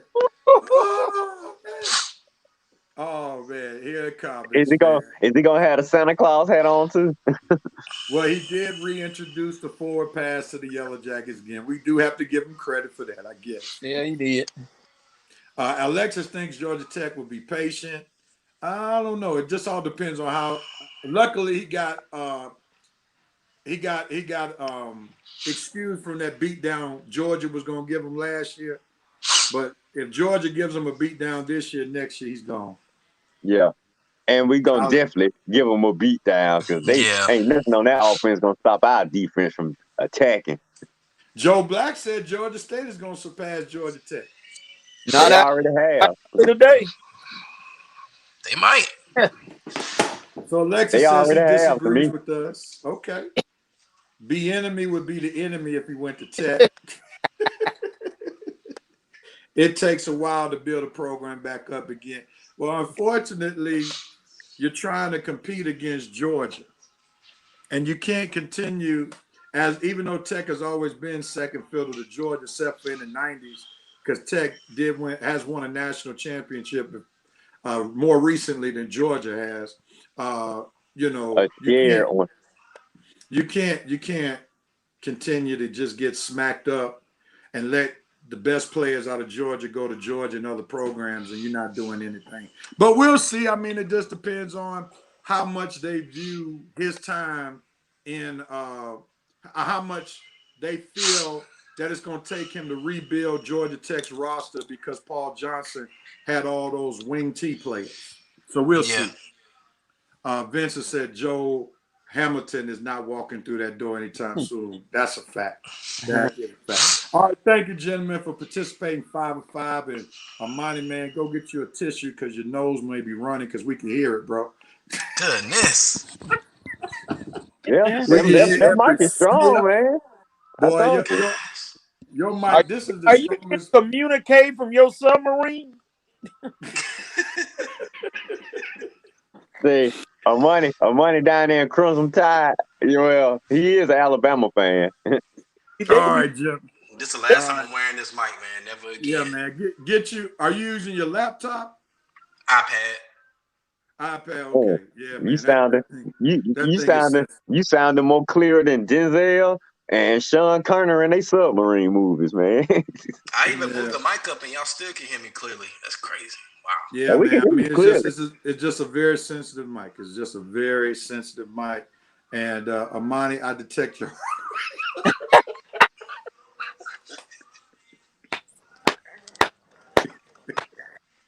Armani about to sell some insurance. God, no. Free advertising for that great Mac. And Lance got some advice for you, Armani. Just borrow Shelby's drive. Yeah, you can hear nothing from hers unless you're taking an order. Boy, I'm telling you, man, you already know the next milestone show we have. We gonna put all your heartbeats and breaths and sneezes on the clip. Hey, Armani, don't worry about it. May the force be with you. That's all I say. I told you. If this was an undercover assignment, man, our money be on blue eye cover. Bad guys be like, man, what's all that breathing? Anybody got a tissue? Oh, man, it's the cops, y'all. We heard them breathing. Operation converted. Make sure you're not on the movie A Quiet Place 3. Them monsters gonna find you. Oh, boy. Man, you gonna be gone, boy. All right, man. We're going to talk some NFL talk right here. I'm going to be like, I had it on mute. How they hear me? Yeah, man. I don't even think mute can mute that microphone, boy. I tell you, it's a powerful microphone. All right, let's go with it, gentlemen. Let's give our NFL divisional predictions real quickly, and then we're going to go into our MVP talk. We're going to kind of shorten this segment. I got a special surprise for us on later on in the show, and I'll share it with you in just a second. Because we're going to have somebody come in and talk some football with us for just a quick second, and you'll see why I'm doing it the way I'm doing it. But anyway, NFL divisional predictions. This is what I need you to do. I need you to give me your 4 NFC predictions first. We'll go around the table, and then you give me your 4 AFC predictions. All right? So let's go real quickly. Red, since your team is in the NFC, we'll start with you first. We'll go with your NFL predictions for the NFC. Who you got in first place in each division? Go with it. All right. NFC South. I guess I got Tampa Bay repeating. I'm not going to take my Falcons out on that big of a limb saying they're going to win the division, especially when I ain't seen my offense play one snap together yet. So as far as the predictions for the division winner, I got to go Tampa for the South. For the East, I'm definitely going to Washington football team. For the North, I'm definitely going Green Bay. And for the NFC West, I got to go to Rams. Why Washington football team over the Cowboys? I just think their defense is probably going to be more dominated. I think they're going to be better coached. I think Dallas definitely has more playmakers on offense than the Washington team. but I think they'll be more poised because their defense is going to carry the team. And Fitzpatrick knows he only really have to make just a little magic on offense. You're pretty much going to be a game manager. Just don't lose the game. You probably only going to need a certain amount of points a week. That defense is going to lead the show. They is going to carry the show. Okay, Dallas. Dallas is always an accident waiting to happen. I don't care how well they played Tampa in the first week of the season. Look, they'll do this all season long. We just waiting for the shoe to drop. They're an accident waiting to happen. They'll start the season good. Come the middle of the season, they'll start tanking, or they'll start the season bad. Come the middle of the season, they'll start winning a few games, making us think they're gonna make some noise, and then guess what? They'll lose 2 or 3 of their most important games of the season. So we know how the Cowboys work. We've been seeing this since 1995. What will go wrong, what can go wrong, will go wrong. Washington's a more dominant team. Washington is a better coach team. I don't have any faith in Philly and the Giants right now, so Washington by default. All right, that's interesting. That's interesting. So you're going with an accident waiting to happen argument that Stephen A. oftentimes makes about the Dallas Cowboys. I got Yeah, you. because they got talent, but I just it's just we know Dallas. Now if they shock me and go on a run and win this NFC East, we'll have to pick this. We'll have another discussion. All right, before Coach goes, the president wanted us to know this about Armani's microphone. Someone will lose.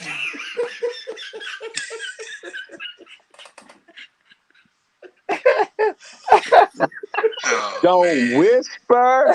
Don't even breathe. What was that his man said in Judgment Night? To fix him a hot pocket while playing great. Oh my goodness. Help him, Lord. Help him. Armani, here, this is a lesson. Don't duplicate everything that you see. Because I think because Shelby wore a headset, you thought it was cool. No, so what happened was I'm not at my home. I'm up the street somewhere, and I couldn't find my other headphones, so I took the one that was on. I took my headphone that was on the PlayStation. So I had to. I didn't want nobody to hear everything that was going on in the show. So never again. I got you. All right. Well, since you're talking, man, and your headset is working, your NFC divisional predictions. Who you got? That ain't. So for the NFC West, I got I think the Rams are gonna pull through the West. I think they finally got their quarterback and Matthew Stafford. For the NFC South, I'm gonna go Buccaneers. Only because they got everybody that returned from that Super Bowl team pretty much. From the NFC East, I got the Cowboys because they look pretty good. And Washington don't have their quarterback. Giants don't have their quarterback. And the Eagles, we just don't know about Jalen Hurts yet, and I'm not sold on him as an NFL quarterback. For the NFC North, I got the Packers, of course. They're going to come back and do strong. So, those are my NFC predictions. All right, real quickly, man. Armani, we just got to get these couple of more jokes on your headset.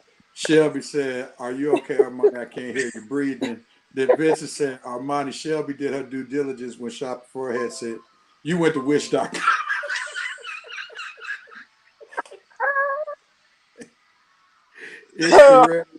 It's the Red Rev Sports Show. Oh. Wow. Okay. Go jump in there, man. Joe, NFC predictions. Hey, don't worry about Armani. Some people got beats by Dre. You got beats by Andre. Don't worry about it, dog. It's okay. All right. Coach is saving that one.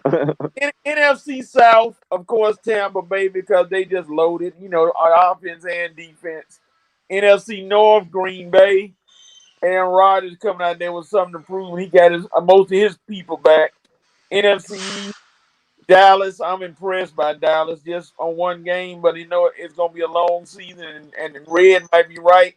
They may fall apart, but I don't see anything out of the Giants, Philly, or Washington. Maybe Washington, but other than that, Dallas by default. And in the NFC West, I know everybody loves the Rams. I'm going with the 49ers. I think if they can keep everybody healthy and that defense stays healthy, the 49ers will win the West. Rams may be a wild card, but I'm going with 49ers. All right. I'm gonna just take a quick stab at it. I'm gonna go with the Cowboys. After what I saw on Thursday night, I was impressed with their offense. Dak Prescott by default is the best quarterback in that division. They have the best receiving core, and they have the best offense and defense combination in that league. Washington's defense will probably be the best, but I don't think their offense can match up with Dallas's offense. I'm going to go with the Tampa Bay Buccaneers, the repeat. Tom Brady is for real. I'm taking Tom Brady over Matt Ryan, Jameis Winston, and Sam Darnold. I'm going to go with the Rams in the NFC. I think I like the camaraderie of Matt Stafford along with their head coach. I think he's going to do wonders for Matt Stafford. And also I like that little sneaky pickup. Watch Sony Michel have a good year, and then they have that great defense that's going to bring the pain. And then for the NFC Central, I'm going with Aaron Rodgers, that bad man, over everyone in the Central Division. So those are my picks for the NFC. All right. Let's see. We got some more people. Alexis Hill says NFC East Cowboys possible. I mean, can we just make a definitive pick, Alexis Hill? I can tell you're a Cowboys hater when you talk about possibly. Come on, man. I don't love the possibly. Cowboys. What is a possibly? Dude, just we making division predictions. Ain't no possibly on the predictions. And we playing spades. Yeah. We got a possible. For the possible. For the possible. Vincent said this about your money. Armani, you're down the street from home. Please give your coordinates. I have the drone overhead. Fine. Yeah. Boy. Armani is not going to live this day. Armani, is it better being a part of Rev Nation or being talked about by Rev Nation? A little bit of both, man. I enjoy it, man. It's all fun, man. It really is all fun. It keeps me laughing, you know. So it's all comedy, man. I really enjoy it. Okay, all right. Yeah. Glad that Good you're a answer. good trooper. Good answer. Good answer. All right, let's go to the next one. AFC. Coach, we'll start with you, man. Who your AFC picks? Because you're the AFC guy, because Amani's Atlanta Falcons fan. So we know he's an NFC guy. So you're the AFC guy. You're the Steeler guru. We're going to see how objective you're going to be now and then later on with your pick. So who you got as your divisional winners in the AFC? All right, AFC West is going to be the Chiefs. And the Chargers could give them a little time, but we'll see. I think it's Chiefs. They're going to run away. The AFC East, Buffalo is loaded. It's hard now, but the Patriots are sneaky. Miami may be something. Jets got a little ways to go. It's okay. Y'all will catch them 1 year, 2030 maybe. AFC North. AFC North. It just got a little easier for the Steelers because Baltimore. I was waiting for this. It just got a little easier for the Steelers. You know, I couldn't disappoint you. Oh, hey, Coach, it's okay. My daddy, hey, look, you and my daddy, man, y'all love them Steelers, man. I don't know. Rev, I can't disappoint you. I got to try to make it as funny as possible. You know, and that's the truth, though. The Ravens just hurt themselves because running game is not there. So just forget about the Browns then, huh? And all that time. Oh, I got to come to the Browns until Rev started laughing at me. Cleveland, if they don't do it this year, they'll never do it. Everybody talking about this is Cleveland's year. So they could even beat Kansas City. I don't believe it, but they got to hype them up. Are you picking them as the divisional winner? Oh, Pittsburgh gonna win the division. You can forget anything else. I still don't trust Baker Mayfield. I still don't trust him. All right, go ahead. He got crazy Odell back, so that'll help. And the AFC South. Yep. Yeah. Tennessee and Indianapolis gonna have a good battle all year, but I think Tennessee gonna ease it out over in Indianapolis because Carson Wentz. He's an injury away. I mean, next week he'll have a pulled toenail or a strained shoestring, and he'll be out 6 weeks. So Tennessee. All right. All right. Armani, we'll go with you. Who you got, man? AFC divisional winner. Okay, so for the AFC South, I got the Titans. The East, the Bills gonna run away with it. I don't think the Patriots are quite ready. They got Matt Jones is a rookie, and I think that defense is gonna be really good. I just don't think that they're good enough to take over that division yet. For the AFC North, I got the Browns just because of all the talent, man. I think the Browns are more talented on both sides of the ball than the Steelers. The AFC West, I'm gonna go with the Chiefs because as much respect I got for John Gruden, I'm not impressed with the work he's done for the money that he's getting in Oakland. So, he's been a disappointment coming back into the NFL. So yeah, those are my picks. The Chiefs is gonna win the AFC West. All right, Redrick, jump in there. Who you got AFC divisional winners? Man, this should be real quick. West, Kansas City, East, Buffalo, North, Cleveland, South, Tennessee by default. I wish I could pick somebody other than Tennessee in the South, but since there's no one else left to pick, I don't think Jacksonville's ready quite yet to pull an upset in that division. If they were, I will definitely be with them. But since they ain't, Tennessee by default. That's it. Any questions regarding my picks? Oh wow, Red is very definitive. I'm gonna go with AFC's Bills. Let's see. I'm going AFC North. I'm going with the Browns, even though Coach found some slither of hope with the Steelers, as usual. AFC South, I'm going with the Colts. And the AFC West, of course, I'm going with my Kansas City Chiefs. That's who I'm rolling with for the divisional winners. All right, ladies and gentlemen, we're going to get ready to introduce a new segment that I didn't even talk to my guys about, but I was going to try to introduce it last week with Maurice Thrower. What we want to try to do is find people who have traveled to go to an actual game, and I want to call this segment Talk About It.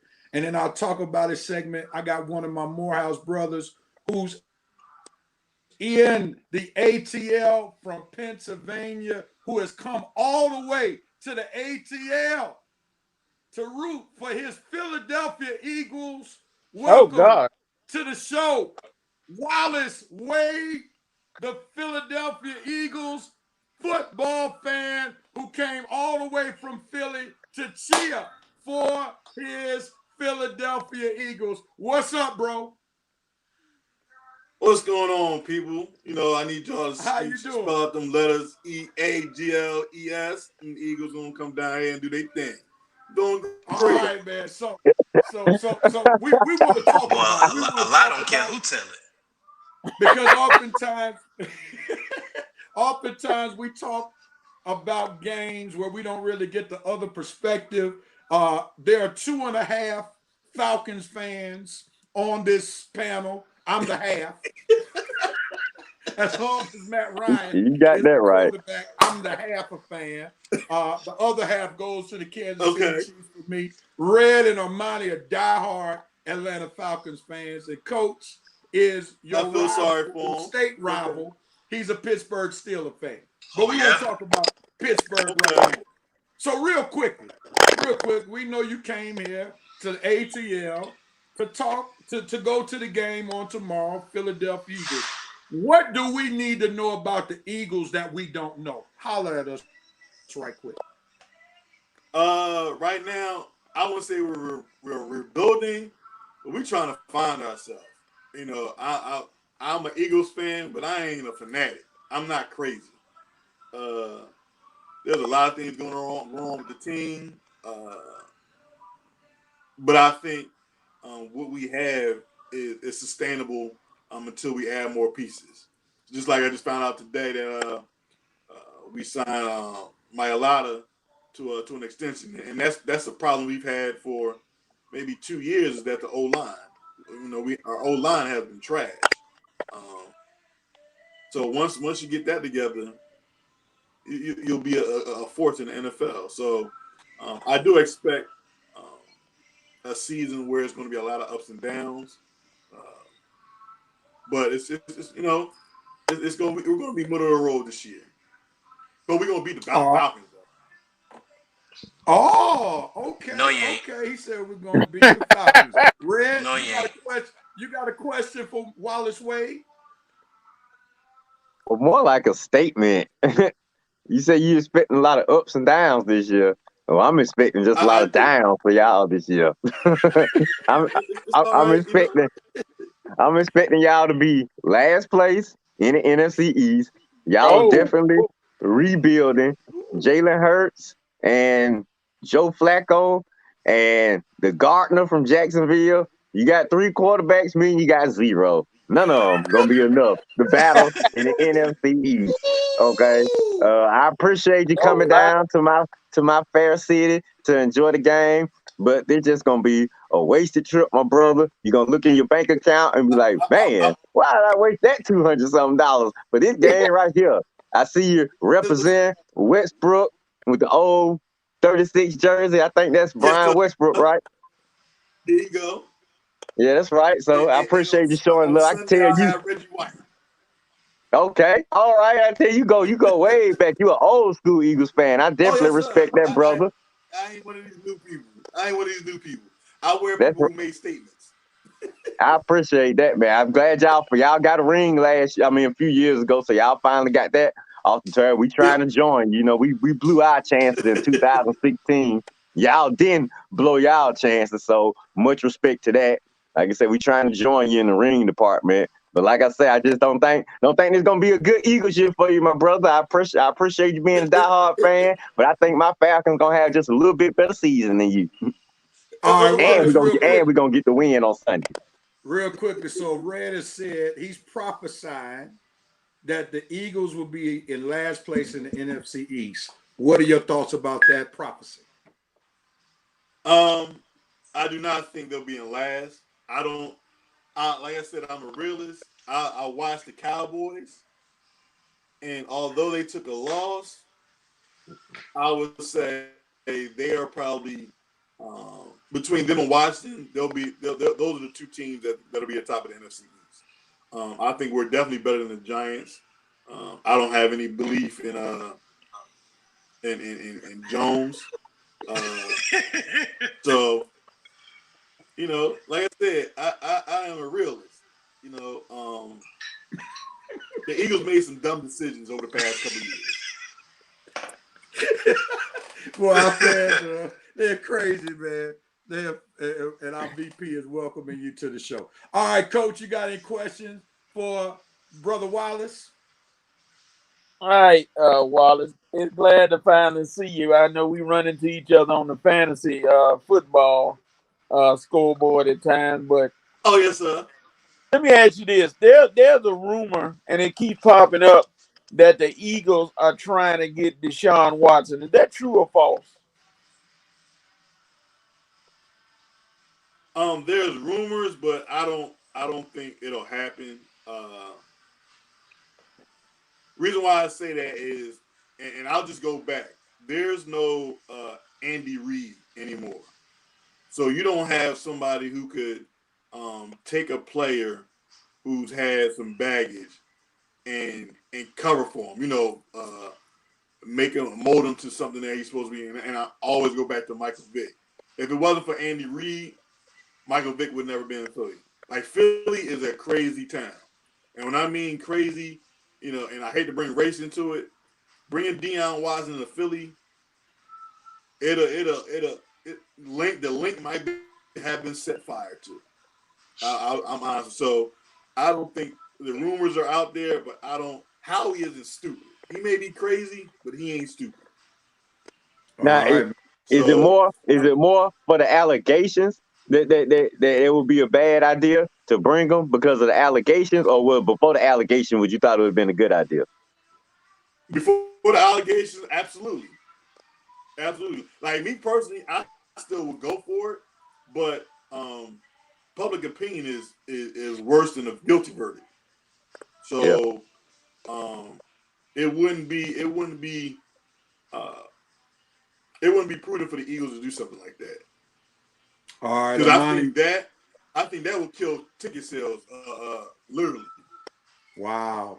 Wow. Armani, give him a question, man, before we wrap it up. How well do you think Devontae Smith is going to do this year? Oh, good question, Armani. I think he's going to do. I think because him and Jalen had already have a little report from Alabama, and I think if he stays healthy, there's games where. All right, I think our connection is losing you right quick. Ball a lot. Say that again, Wade. So I think that's a lot of garbage. All right, I think we're losing you real quickly. Yeah, we lost him. But that was a good segment, man, and that was good information.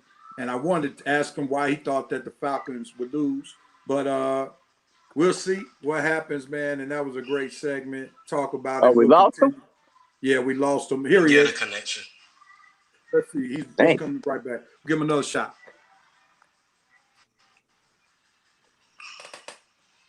T-Mobile doesn't work well in Philly, huh?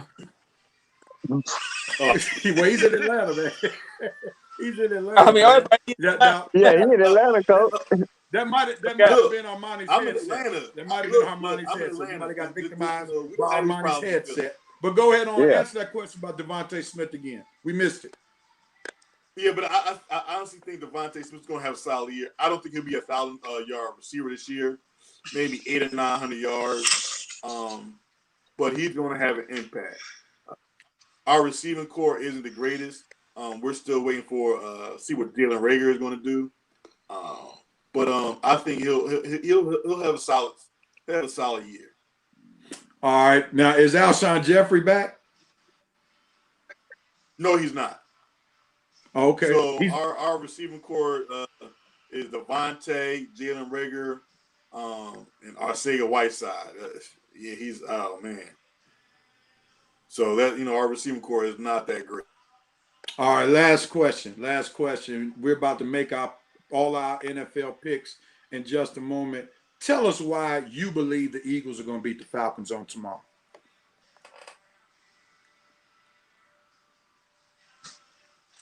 Matt Ryan.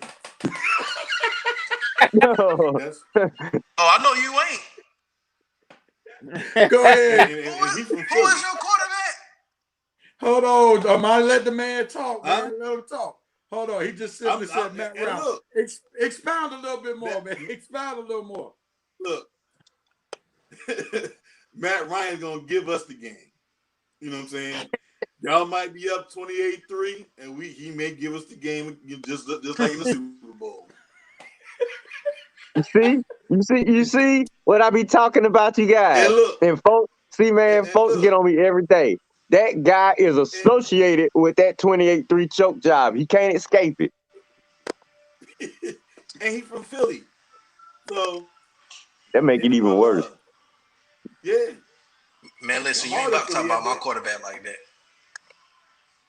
Armani, don't even waste your breath defending that guy. Tell him. It's on Wikipedia. It's on Wikipedia. You know I know. Hey, man, that's the reason Falcons Nation, Matthew, that's the reason we divided. Because you got half of Falcon Nation that still defend this guy, and you got the realistic, more stable side of Falcon Nation, realize exactly who he is and ready to make a change. I mean, you still got, the guy, we lost the Super Bowl in 2016, and the guy's still here, just mobbing around, acting like everything's all good, like a Super Bowl ring ain't the most important. Have you ever heard Matt Ryan come out and say, this is the year that I'm going to do it all? A Super Bowl ring is the most important thing on my resume. Have you ever heard that type of talk from him? It's just like he's happy to play. He's happy to play quarterback in the NFL. He making it rain with the Falcons money, man. Yeah, that's it. That's all he is. He just act like this an office job. Like, man, I don't care if I meet my quota, fine. If I don't meet my quota, fine. I'm still gonna have a gig. This just corporate America. No, it ain't, Matt Ryan. This is sports, baby. It's about winning and losing. And you ain't done no winning for us since you've been here. Yes, it is. All right, real quickly, wait. Exactly. Help us understand more about the mindset of Philadelphia Eagles fan. This is what I mean. Okay, we got folk defending a quarterback that's gone 4-6 in the playoffs. You all just helped usher out a quarterback who helped y'all win a Super Bowl, even though he wasn't on the Super Bowl team. Let's be real. Carson Wentz played well enough to put you all in position to get home field advantage the year that y'all won the Super Bowl. But yet, Carson Wentz gets pushed out of there 3 years later after helping y'all be in position to win a Super Bowl. But yet, the Falcons fans are still pushing for Matt Ryan. Help us understand why y'all think the way y'all think as fans. Look. You guys got a division. We got a division 2 in Philly. I am part of the camp is Carson Wentz. You either have to make a decision. You're either going to let Carson Wentz go or the coach go, because that's what a riff was. But to let both of them go was stupid. You know, like I said, Howie Roseman, our GM, is the problem in the Eagles organization.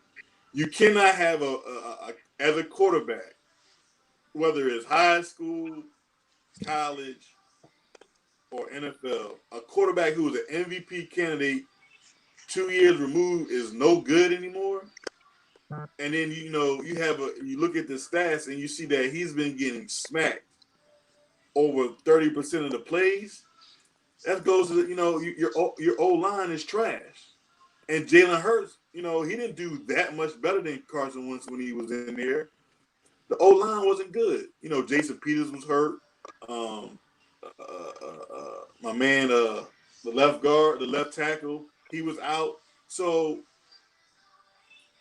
I was a firm believer that we should have kept Carson Wentz. Period. What? You just gave that man $35 million. Wow. What are you trading him for? So you were. I say that with Ben Simmons. So you were in. You get him that money. I'm play. Sorry. So you were in favor of keeping Wentz. No, I just said just like Ben Simmons. Oh yeah. Well, my thing was once you sign that contract, it's yours, and the decision. Now, my thing was you decide on who you're going to keep. You either keep the coach or you keep the player. You don't get rid of both. So that's where I drew the line at, and it's all about management. Like to me, they just bungled the whole thing. But I would have kept Wentz. He was an MVP candidate not 2 years before, and you have to look at your whole team. Your receivers were subpar, and your O line was horrendous. The only staple there was our center, Jason Kelsey. So. There was your problem. So we'll find out this year whether or not Jalen Hurts will suffice. I mean, because it's all about the O-line. You got to see what the O-line is. All right, man. Well, I want to say thank you for joining us today. Thank you for coming to the ATL. I'll be definitely in touch with you because you've been very kind to me whenever I've gone up your way to Philadelphia. Look forward to breaking bread with you, my Morehouse brother class of 99. And hopefully we are breaking bread on Monday with the Falcons win and the Eagles loss. Oh, yeah, we going. Oh, right, man, please don't lose. Don't lose. Please don't lose. Well, see, when you got the big like that means you already anticipating loss. So we'll see the Eagles 0-1. I'm talking about y'all. I ain't talking about us. I'm talking about y'all. Oh, we ain't gonna be. We know we better win. I don't stop. Matt Ryan, he better pull this win off. There's no reason Matt Ryan should lose on Sunday. You didn't play in the preseason.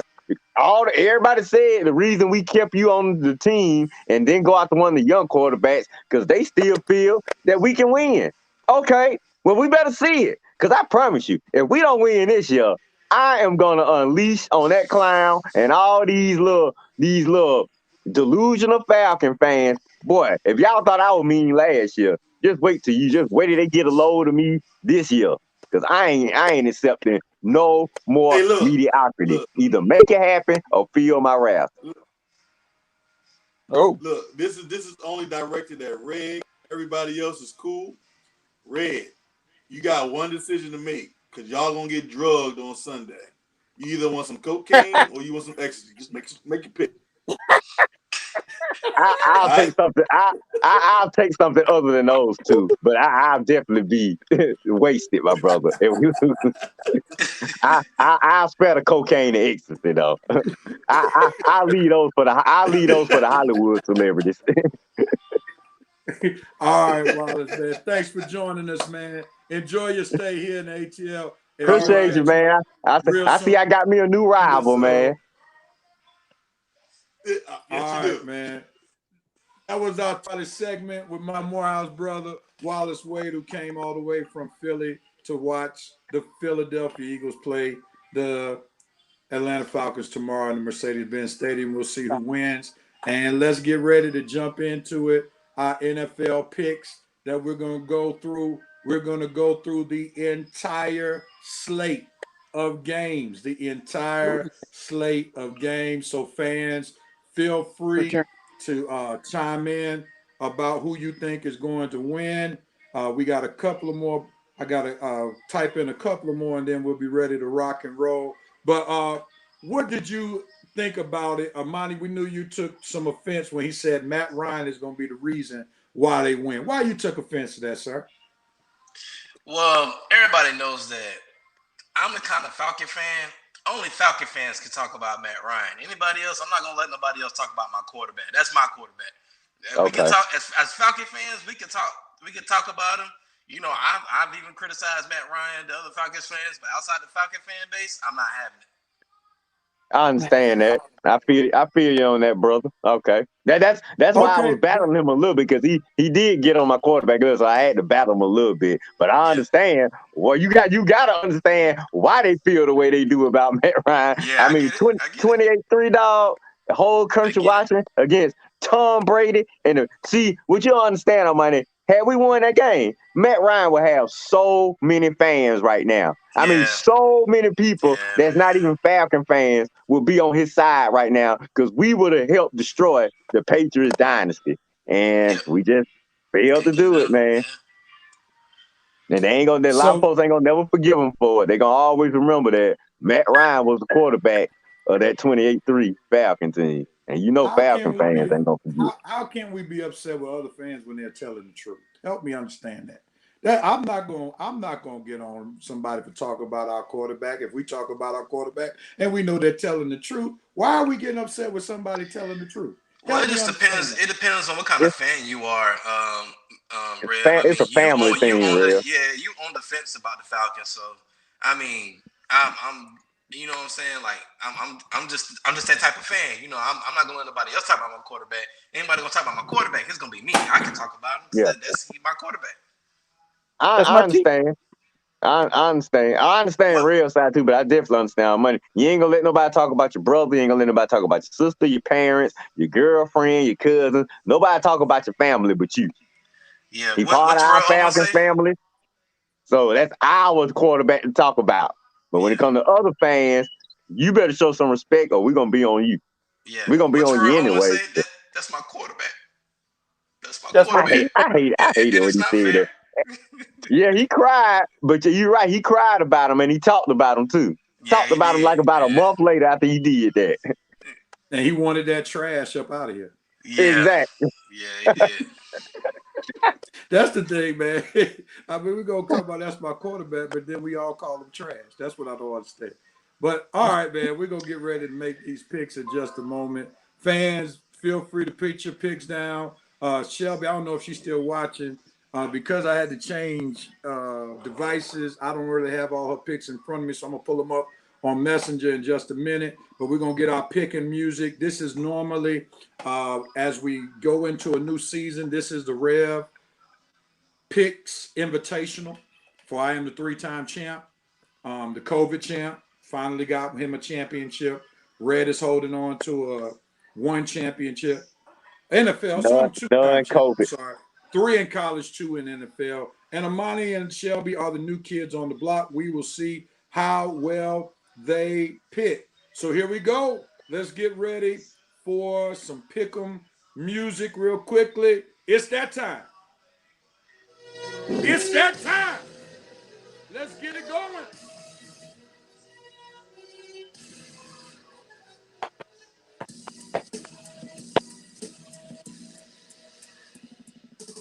Turn it up a little bit, Rev. Turn it up some.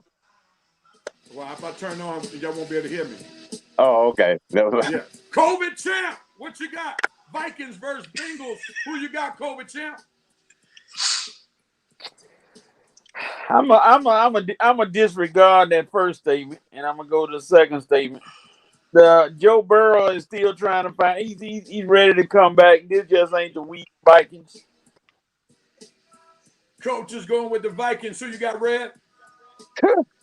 Vikings. Joe Burrow ain't got nobody to throw to. I don't even know who the running back is coming back from injury. Vikings ain't got no faith in them, but they better than the Bengals. Armani, who you got? Vikings. Dalvin Cook gonna have a crazy game. So Vikings.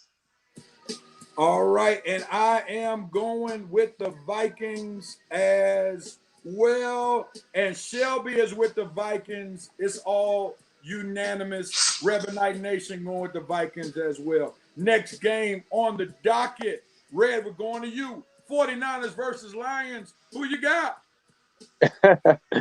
Definitely don't have the Lions. I like the Lions' new head coach, Dan Campbell, a very energetic guy. I don't like the Lions' new quarterback, Jared Goff, a very unsuspecting guy coming from LA. I'm going to 49ers. Jimmy G is good enough to get this game done. The playmakers, the running backs, and the position players around the 49ers all forced enough to get this game in. I know it's on the road, but still, 49ers got the better team. I'm taking San Fran. All right, Armani, who you got? I'm going with San Fran, man. I'm going with the 49ers. They're gonna go ahead and roll over the Lions. I think that Jimmy G is gonna have a pretty good game, but it's just unfortunate. He's probably gonna get benched next 3-4 games. So all right, I am going with the 49ers as well. I think Kyle Shanahan got his weapons back.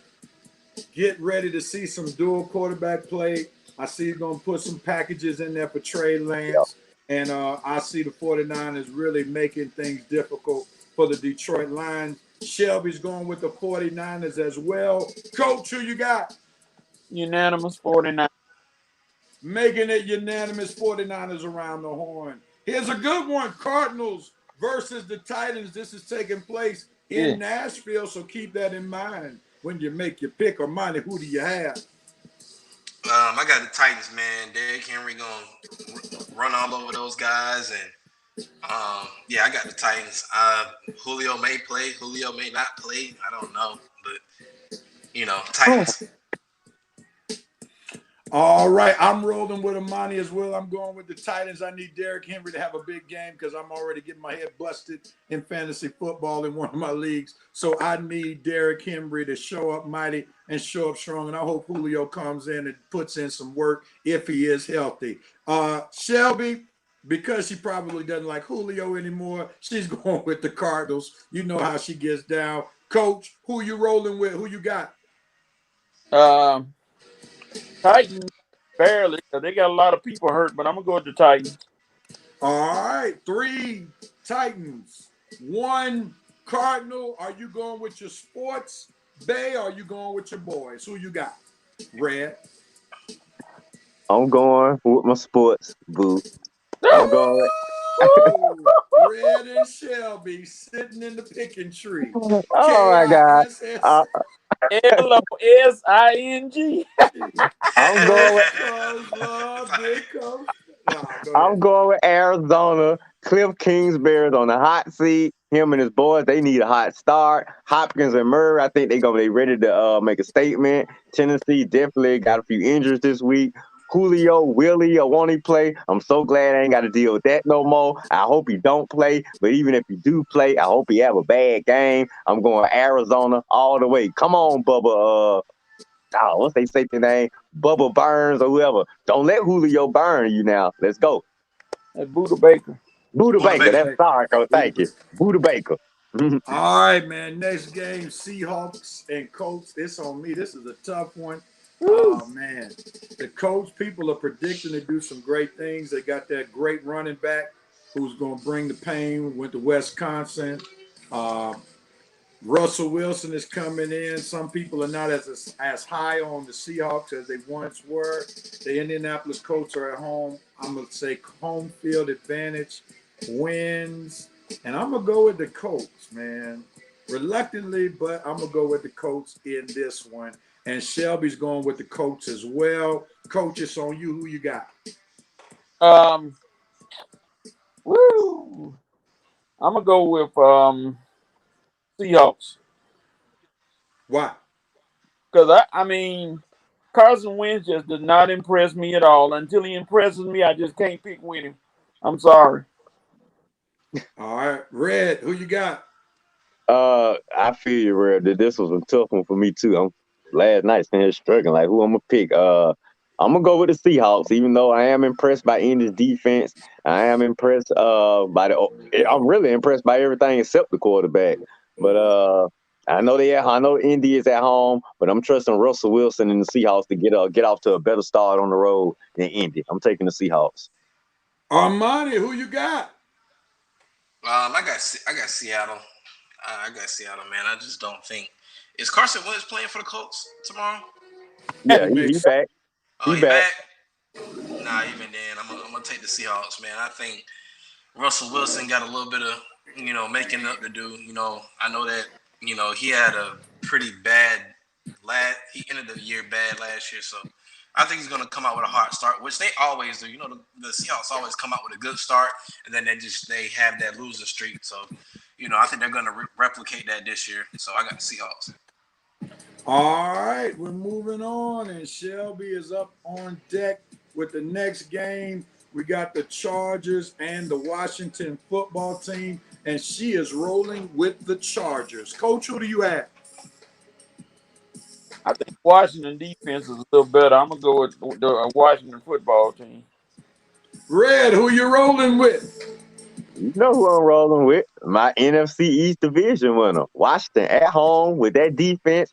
Just need a few plays from Fitzmagic. Don't need Fitztragic. So don't do too much. Just do enough. Your defense gonna carry you the way. If you put a few points up on the board, but that Justin Herbert is something special. That defense gonna have to be ready for him. Armani. I'm going with the Chargers, man. I think the Chargers gonna pull it off. They got the better quarterback. They got the better pieces on offense. I think that if they can get the key stops, to stop Washington on defense, then that'll be the difference. That's gonna be the difference maker. So I got the Chargers. I'm going with my guy Armani, man. The Chargers. I gotta go with the Chargers. I like the quarterback play better, Justin Herbert, than I do Ryan Fitztragic. I think it's gonna be tragic on tomorrow. And I think the Washington football team should be ashamed of themselves for not getting a real quarterback to come and play with this dynamic defense. So give me the Chargers in this one. Next game on the docket, we got the Jets and the Panthers. It's on you, Coach. Who you have, sir? Ooh, yeah.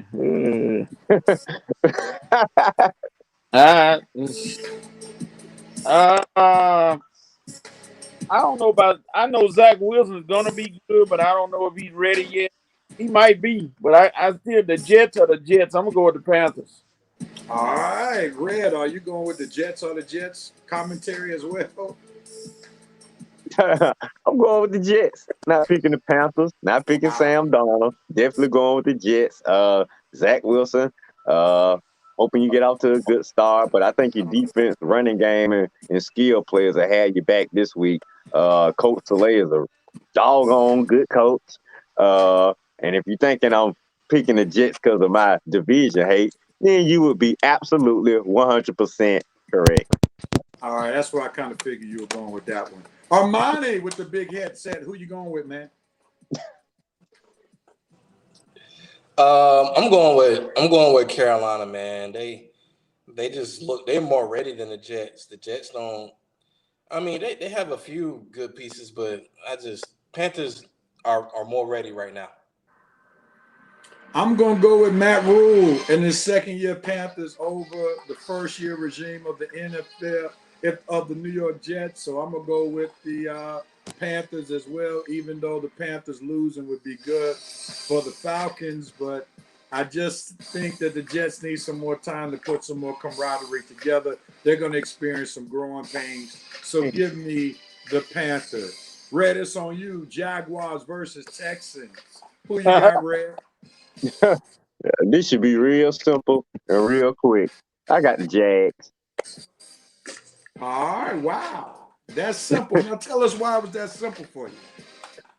I don't trust anything about the Texans right now. I know you got Tyrod Taylor at quarterback, but I don't know any of the skill players he got. I don't know his running backs. I don't know his receivers. I don't care to know his running backs. I don't care to know his receivers. The defense, all of it. The whole team's been ripped apart. This is the worst roster in the league. Now the Jags got, what's that word we like to call in sports? The Jags got lots of upside. They got a lot of upside. You got a rookie head coach coming in there looking to do something, looking to impress some folks. You got a rookie QB coming in there looking to impress some folks. You got a young up-and-coming defense looking to show some love. I know they're a young team. They was the worst team in football last year. But during the offseason, the Texans became the worst team in the NFL. So now I'm taking the Jags because they're just a little bit better with a little bit more positive stuff going for them than the Texans right now. The Texans is all negativity until Deshaun Watson is traded. I just hope they don't make head coach David Culley look so bad. But I'm looking at 0-16, 1-15 for this team. Armani, your pick. I'm going with the Jags, man. The Texans, that whole organization is just dumpster fire right now. I mean, they hot grease. I just don't want to touch it. Shoot, man. So I'm going with the Jags. Man, before I saw Shelby's pick and before I saw or heard rather you all's picks, I was going with the Texans, but I'm a little afraid that this really is a dumpster fire. If everybody's jumping on the Jaguars in the first year of Urban Meyer, when they have yet to establish what their team will look like, and then their best running back, or arguably their best running back, ETN got hurt, but they still have Robinson.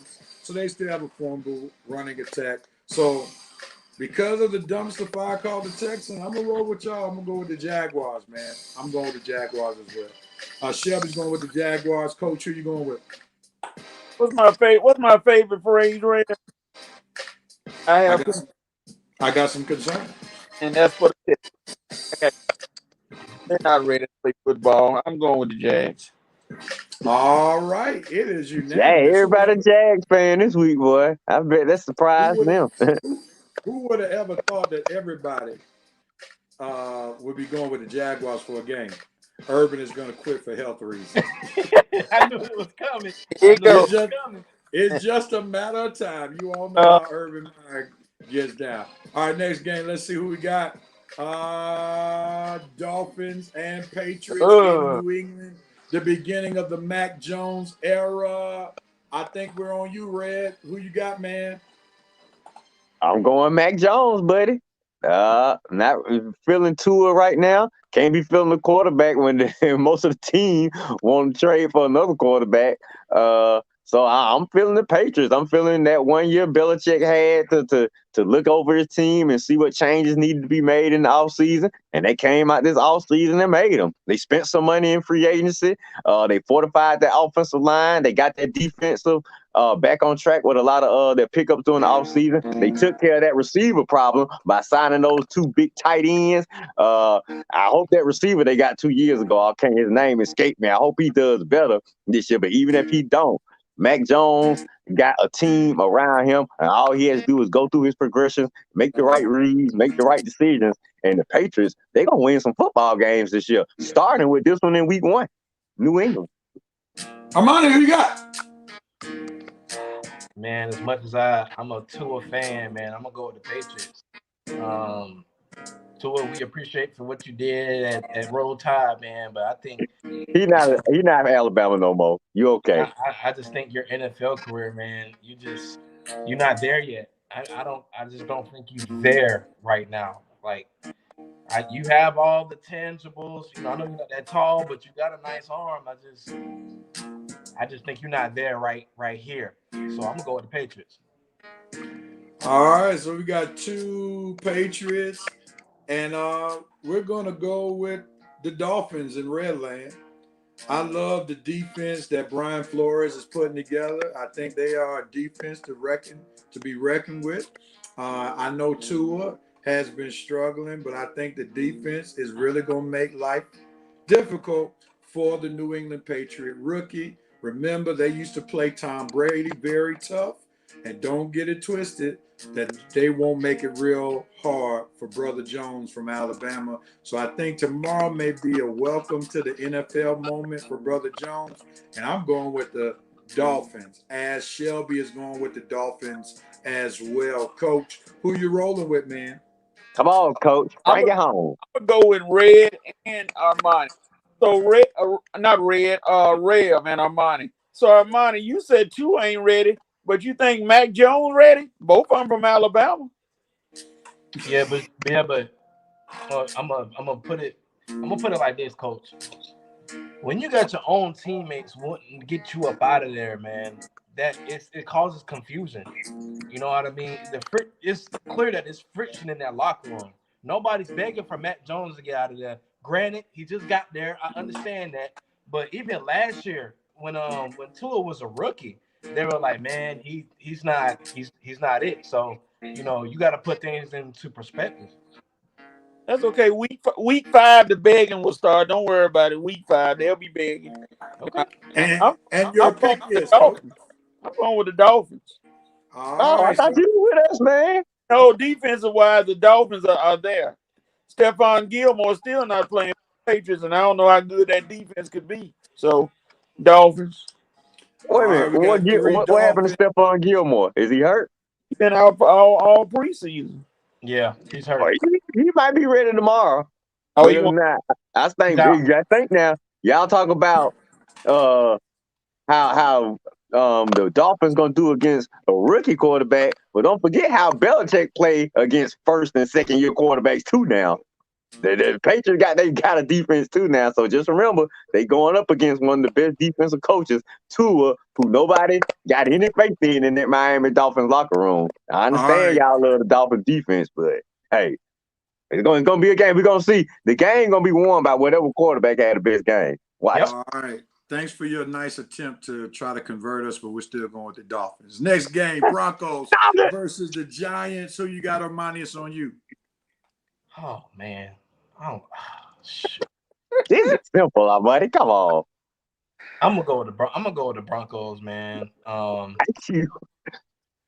The Giants, Daniel Jones is just to me, it's not Drew Lock not that guy neither, but Broncos got a little bit more. They got a little bit more pieces. Just a little bit more, you know what I'm saying? So I'm gonna go with the Broncos, man. I really don't like this matchup, but yeah, Broncos. I'm gonna go with the G-Men. I'm going with the G-Men. I think the G-Men are the better team. Don't get it twisted. The G-Men play good football towards the end of the season, so don't get it twisted. I think Daniel Jones, I'll take him more than I would Teddy Bridgewater at this point.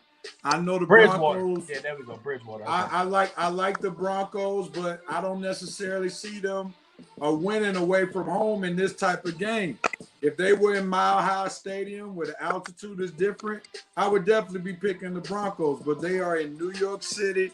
I think the Giants are going to be amped. I think they need to build off what they did. I still don't think they're going to win the NFC East, but I think this team is better than the Denver Broncos. So I'm going with the G-Men. Shelby is going with the Giants as well. And you know what, Rev? Who are you rolling with? My bad. Giants. I think Daniel Jones gonna make a step up, and then Barkley is back.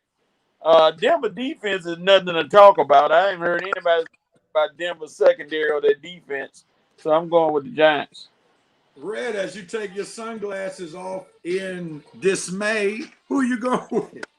Well, you better hear about it right now, Coach, because that Denver defense is about to show y'all something this weekend, man. Look, Bradley Chubb, Von Miller, that new addition that came from Armani school. Armani, you remember the guy, Patrick Surtain Jr.? Yep. These guys have been balling in the preseason. I don't know what game y'all been watching, but this Denver defense is just as good as the Reds, as the Washington defense. And I know I ain't got no faith in Bridgewater or Drew Lock, but Bridgewater and that Broncos defense and that Broncos running back and those Broncos skill players are good enough to go in New York and beat the Giants with just coming back Saquon Barkley. No Kenny Galladay, they big skill player they picked up in the offseason. They don't have him. He hurt.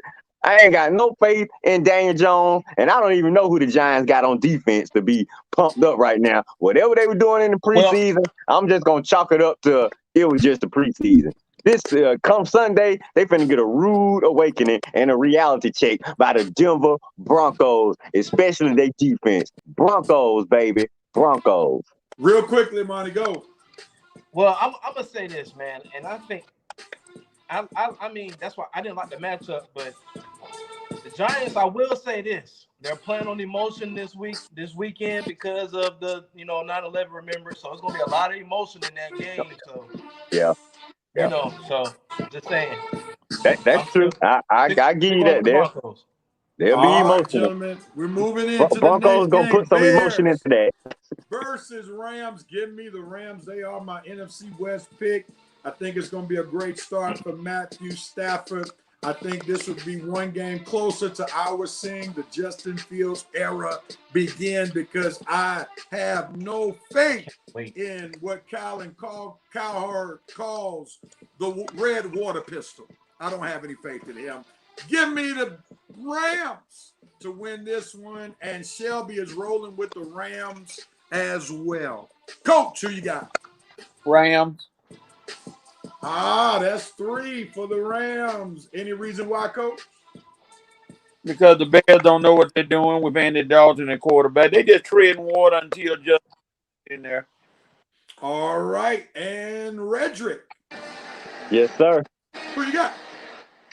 Give me the Bears as the comedy show of the week. Armani, put your hand down. I'm not picking them to win.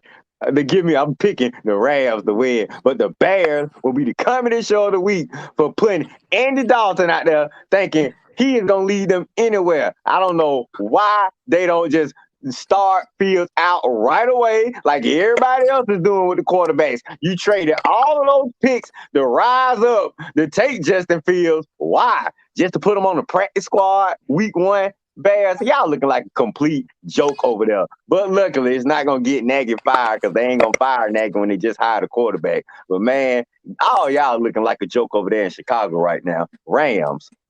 Romani, who you got to round it out? I got the Rams, man. Bears, it's only a few. Listen, Andy Dalton, it's only a few weeks where you become sit with me on the couch, buddy. I'm just telling you right now, because y'all go 0-3, your boy Justin Fields is getting in there. So, Rams. All right, next game. And I believe it is on Shelby. Ravens versus the Raiders. And she is rolling with the Raiders. Coach, as you stretch.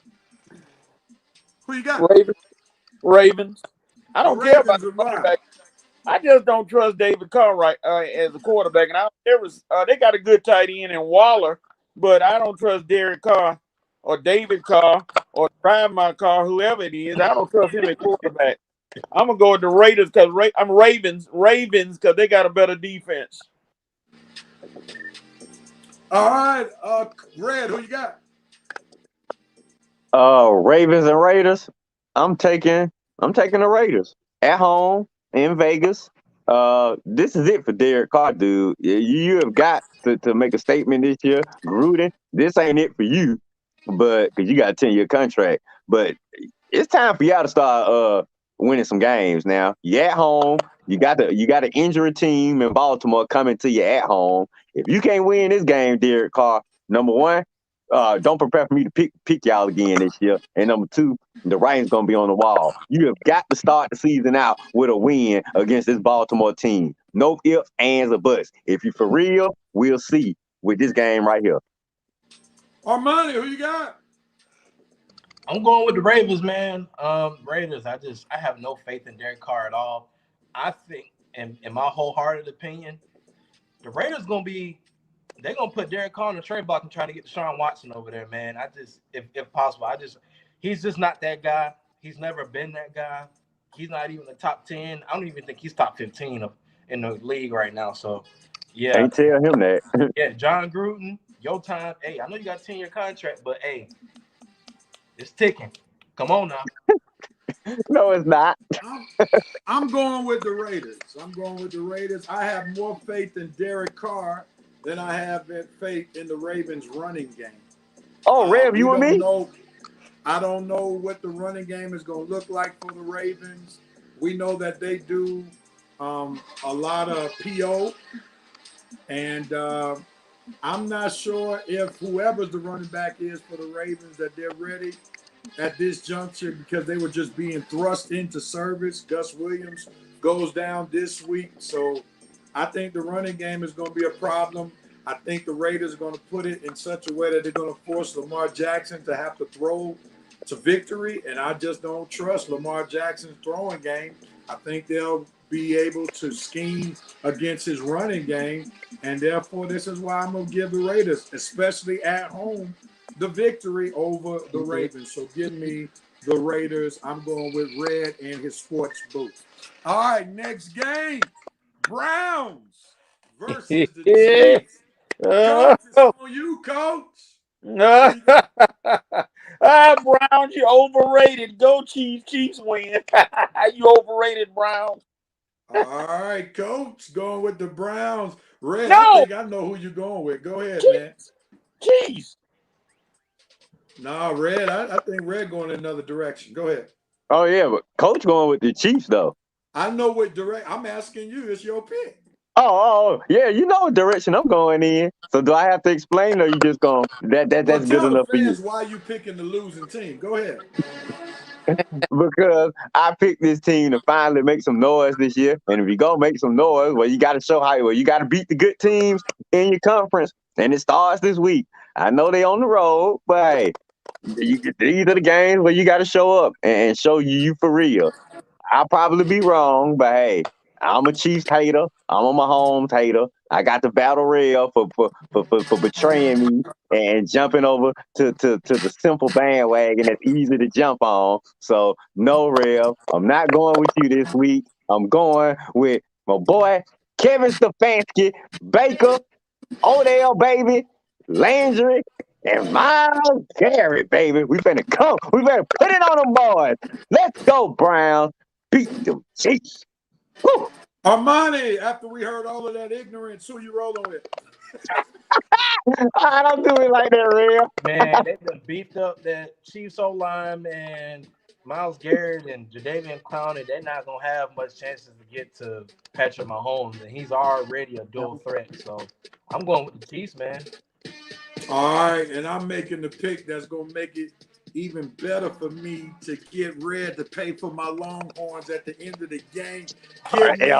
In the season, rather, I'm going with the Chiefs, my second team, but the team I'm most rooting for this year, as long as Matt Ryan is still on the Falcons. And Shelby's going with the Chiefs as well.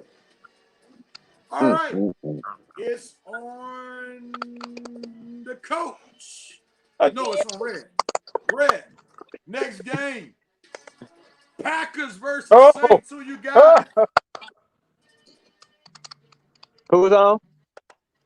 It's on you, bro. Oh, it's on me? Oh, Green Bay, baby. You know where I'm going with this one. it would take a miracle for me to ever pick the Saints. And you know I ain't picking them against the team. I picked the win in the North. Green Bay all the way. Saints ain't even at home on this one. They somewhere in Jacksonville playing at a public park. Saints. That's because of Island. Oh yeah, Armani, that's you right. ain't Yeah. typing No. something, are you? Are you typing something, Armani? Okay. All right, man, because we hear everything. Somebody typing something. But anyway, who you It's got, probably Armani? I'm going with the Packers, man. I don't like the Saints. Don't like the colors. I don't have nothing that's gold and black that go together. I don't have nothing gold or black really to wear. So, yep, I can't stand the Saints. Don't like the fans. Just don't like them. They about to be putting them paper bags right back over their heads like they did pre-Drew Brees. Packers. All right, and I'm going with the Packers as well. As long as Shelby is going with the Packers, I think we're rooting for Aaron Rodgers in this one. Coach, who you rolling with? It's unanimous. It is unanimous. Packers around the horn. Let's get to the next game. I don't know if this next game is going to be unanimous. Steelers versus the Bills. Armani, who you got, man? Oh man. My daddy is still a fan, man. Dad, please don't let your team let me down this week. I'm gonna go. Don't let Dad have you paying for Longhorns now.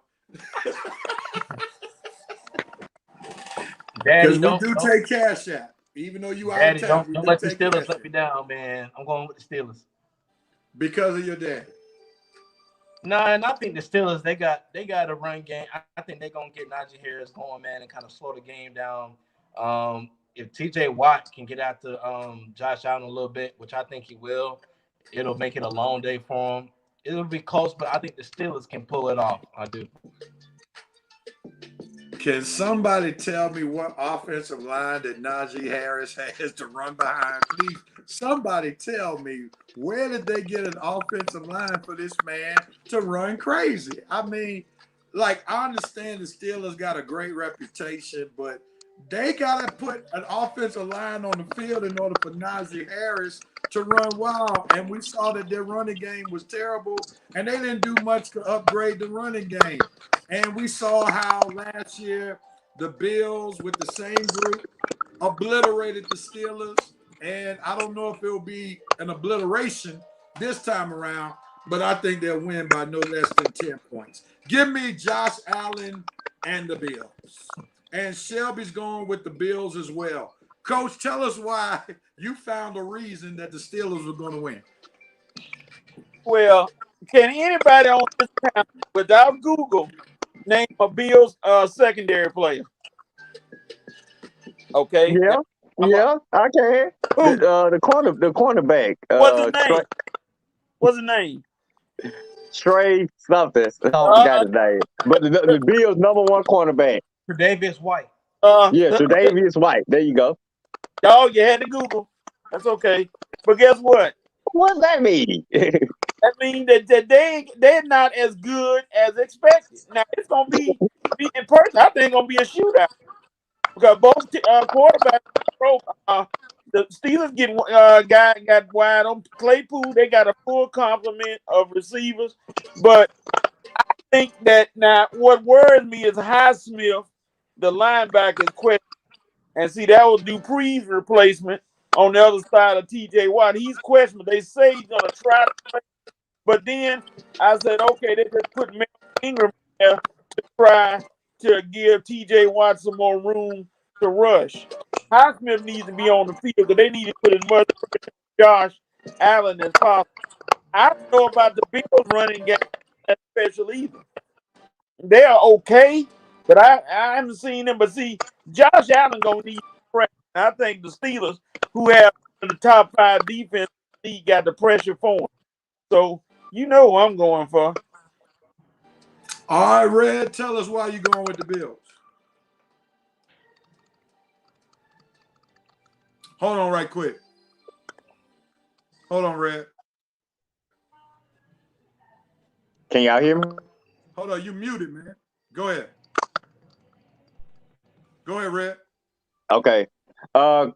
the Bills have a better team. I think the Bills have a better quarterback. I think the Bills have a better defense, and I think the Bills have a better running game. What? That Oh my! that offensive line for the Steelers is going to be destroyed by the Bills defensive line. And coach is talking about the Bills no name secondary. Well, he gonna learn their names this week when they start picking off passes left and right from Roethlisberger. You gonna see. You gonna remember the names this week, coach, from the Bills secondary. I promise you. Bills finna lay a beat down on the Steelers at home. And at home they trying to get away from in Buffalo. Y'all better get the Bills a new stadium because they better come out this weekend and show y'all that they represent home field advantage because these Steelers going down and they going down bad.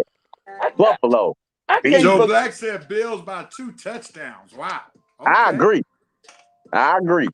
I'm just laughing at the fact that you say the Bills have a better defense. You kidding me? All right, Armani. Last game. Home team. Falcons versus Eagles. Who you got?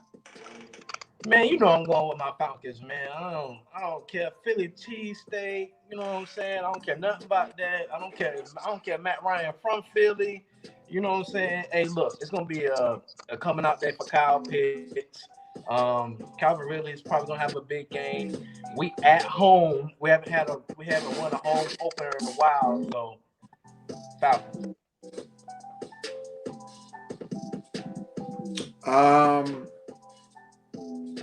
I'm gonna go with the Falcons.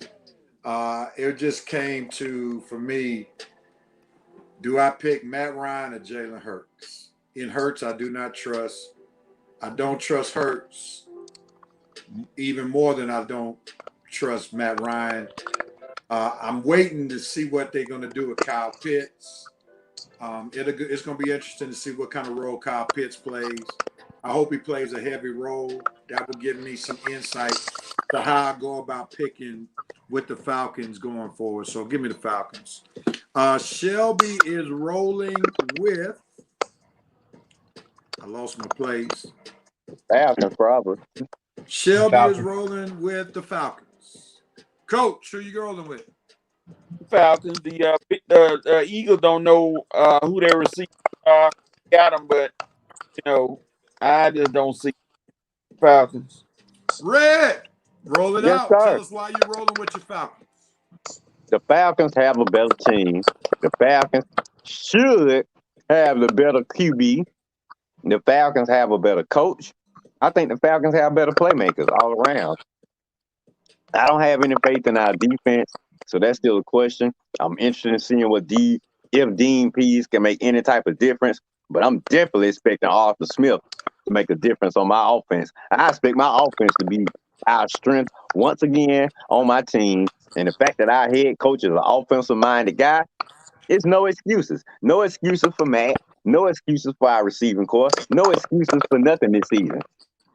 The Eagles are a rebuilding team, and according to my Falcons brass, we aren't a rebuilding team. We built the win right now. So I want to see it, and I want to see it on Sunday. Or you're going to have some statements by me, some comments by me, and some questions by me that aren't going to be so nice. So Falcons all the way, 1-0, or it's going to be trouble. All right, we have made our picks. I'm going to remind the gentlemen to make sure that you email or text me your picks immediately after the show that we can put those shows up before kickoff on tomorrow at 1 o'clock. And all of us are tied for first place. We all picked the Bucks to beat the Cowboys. Even Shelby did as well. So everybody's tied 1-0. As we get ready to end this show for this week, who has the right to do what, when, where, and how? Let's do it. Who wants at it first? Real quickly, who got it? Steelers, you have the right to start the season off with a win and show all these that you are still at one of the best coaches in the NFL, forced to be better. Coach is going with his Steelers, trying to give them a pep talk to take that L and grace on tomorrow. Okay, Armani, who you got, man? What you got, man? You have the right to do what, when, where, and how. Hey, listen, Matt Ryan, you have a right to come in here, do your job, and pull out the win tomorrow. and prove to everybody that we didn't need to take a quarterback this past draft. Because right now, including myself, I felt like Justin Fields was there and we should have took him. So you have the right to get this win and start off the season right. All right, and Armani gives Matt Ryan a pep talk that hasn't worked the past 3 years, but hopefully it will work going into this 4th year. And Redrick, you Yes, have sir. the right to do what? Who has the right to do what, when, where, and how? Trey Young, you have a right to ask for your money back, but from WWE SmackDown after you got ejected last night and you only been in the arena for 5 minutes, man. I'll enjoy you getting involved in a wrestling match, but dang, man, you got ejected that long. You lasted in playoff games longer than that. So, Trey, next time you go to WWE SmackDown, maybe you just want to watch instead of fighting. Well, you got kicked out real quick in New York, baby. That was fun to see you, though. That was called staged. Yeah, I know. It was staged. I know. I'm just having some fun with it. You know, I'm not a wrestling fan. That's why, because all is scripted. All right, and it's on me, Patrick Mahomes. You have a right to silence Red's 2 minutes that he wasted on this show talking about the Cleveland Browns beating the Kansas City Chiefs. You are on a mission. You have to bounce back from that debacle in the Super Bowl because of the offensive line being down. And I look forward to you giving me a reason to get another victory under my belt with the Red and Rev pick. Let's go, Chiefs. Let's do what the Falcons won't do, and that is rise up this week. Let's roll. We still waiting for Mahomes to win a Super Bowl as Red as a fan. It's cool. It's cool. He went to a Super Bowl. He did the same thing that Matt Ryan did. So let's just put that into perspective. What'd you say? I said we know Red was a bandwagon, so let's put that into perspective too. I made the pick before they lost last. I made it early on in the season, but it's okay. It's okay. I'm down. You're not gonna mess with you.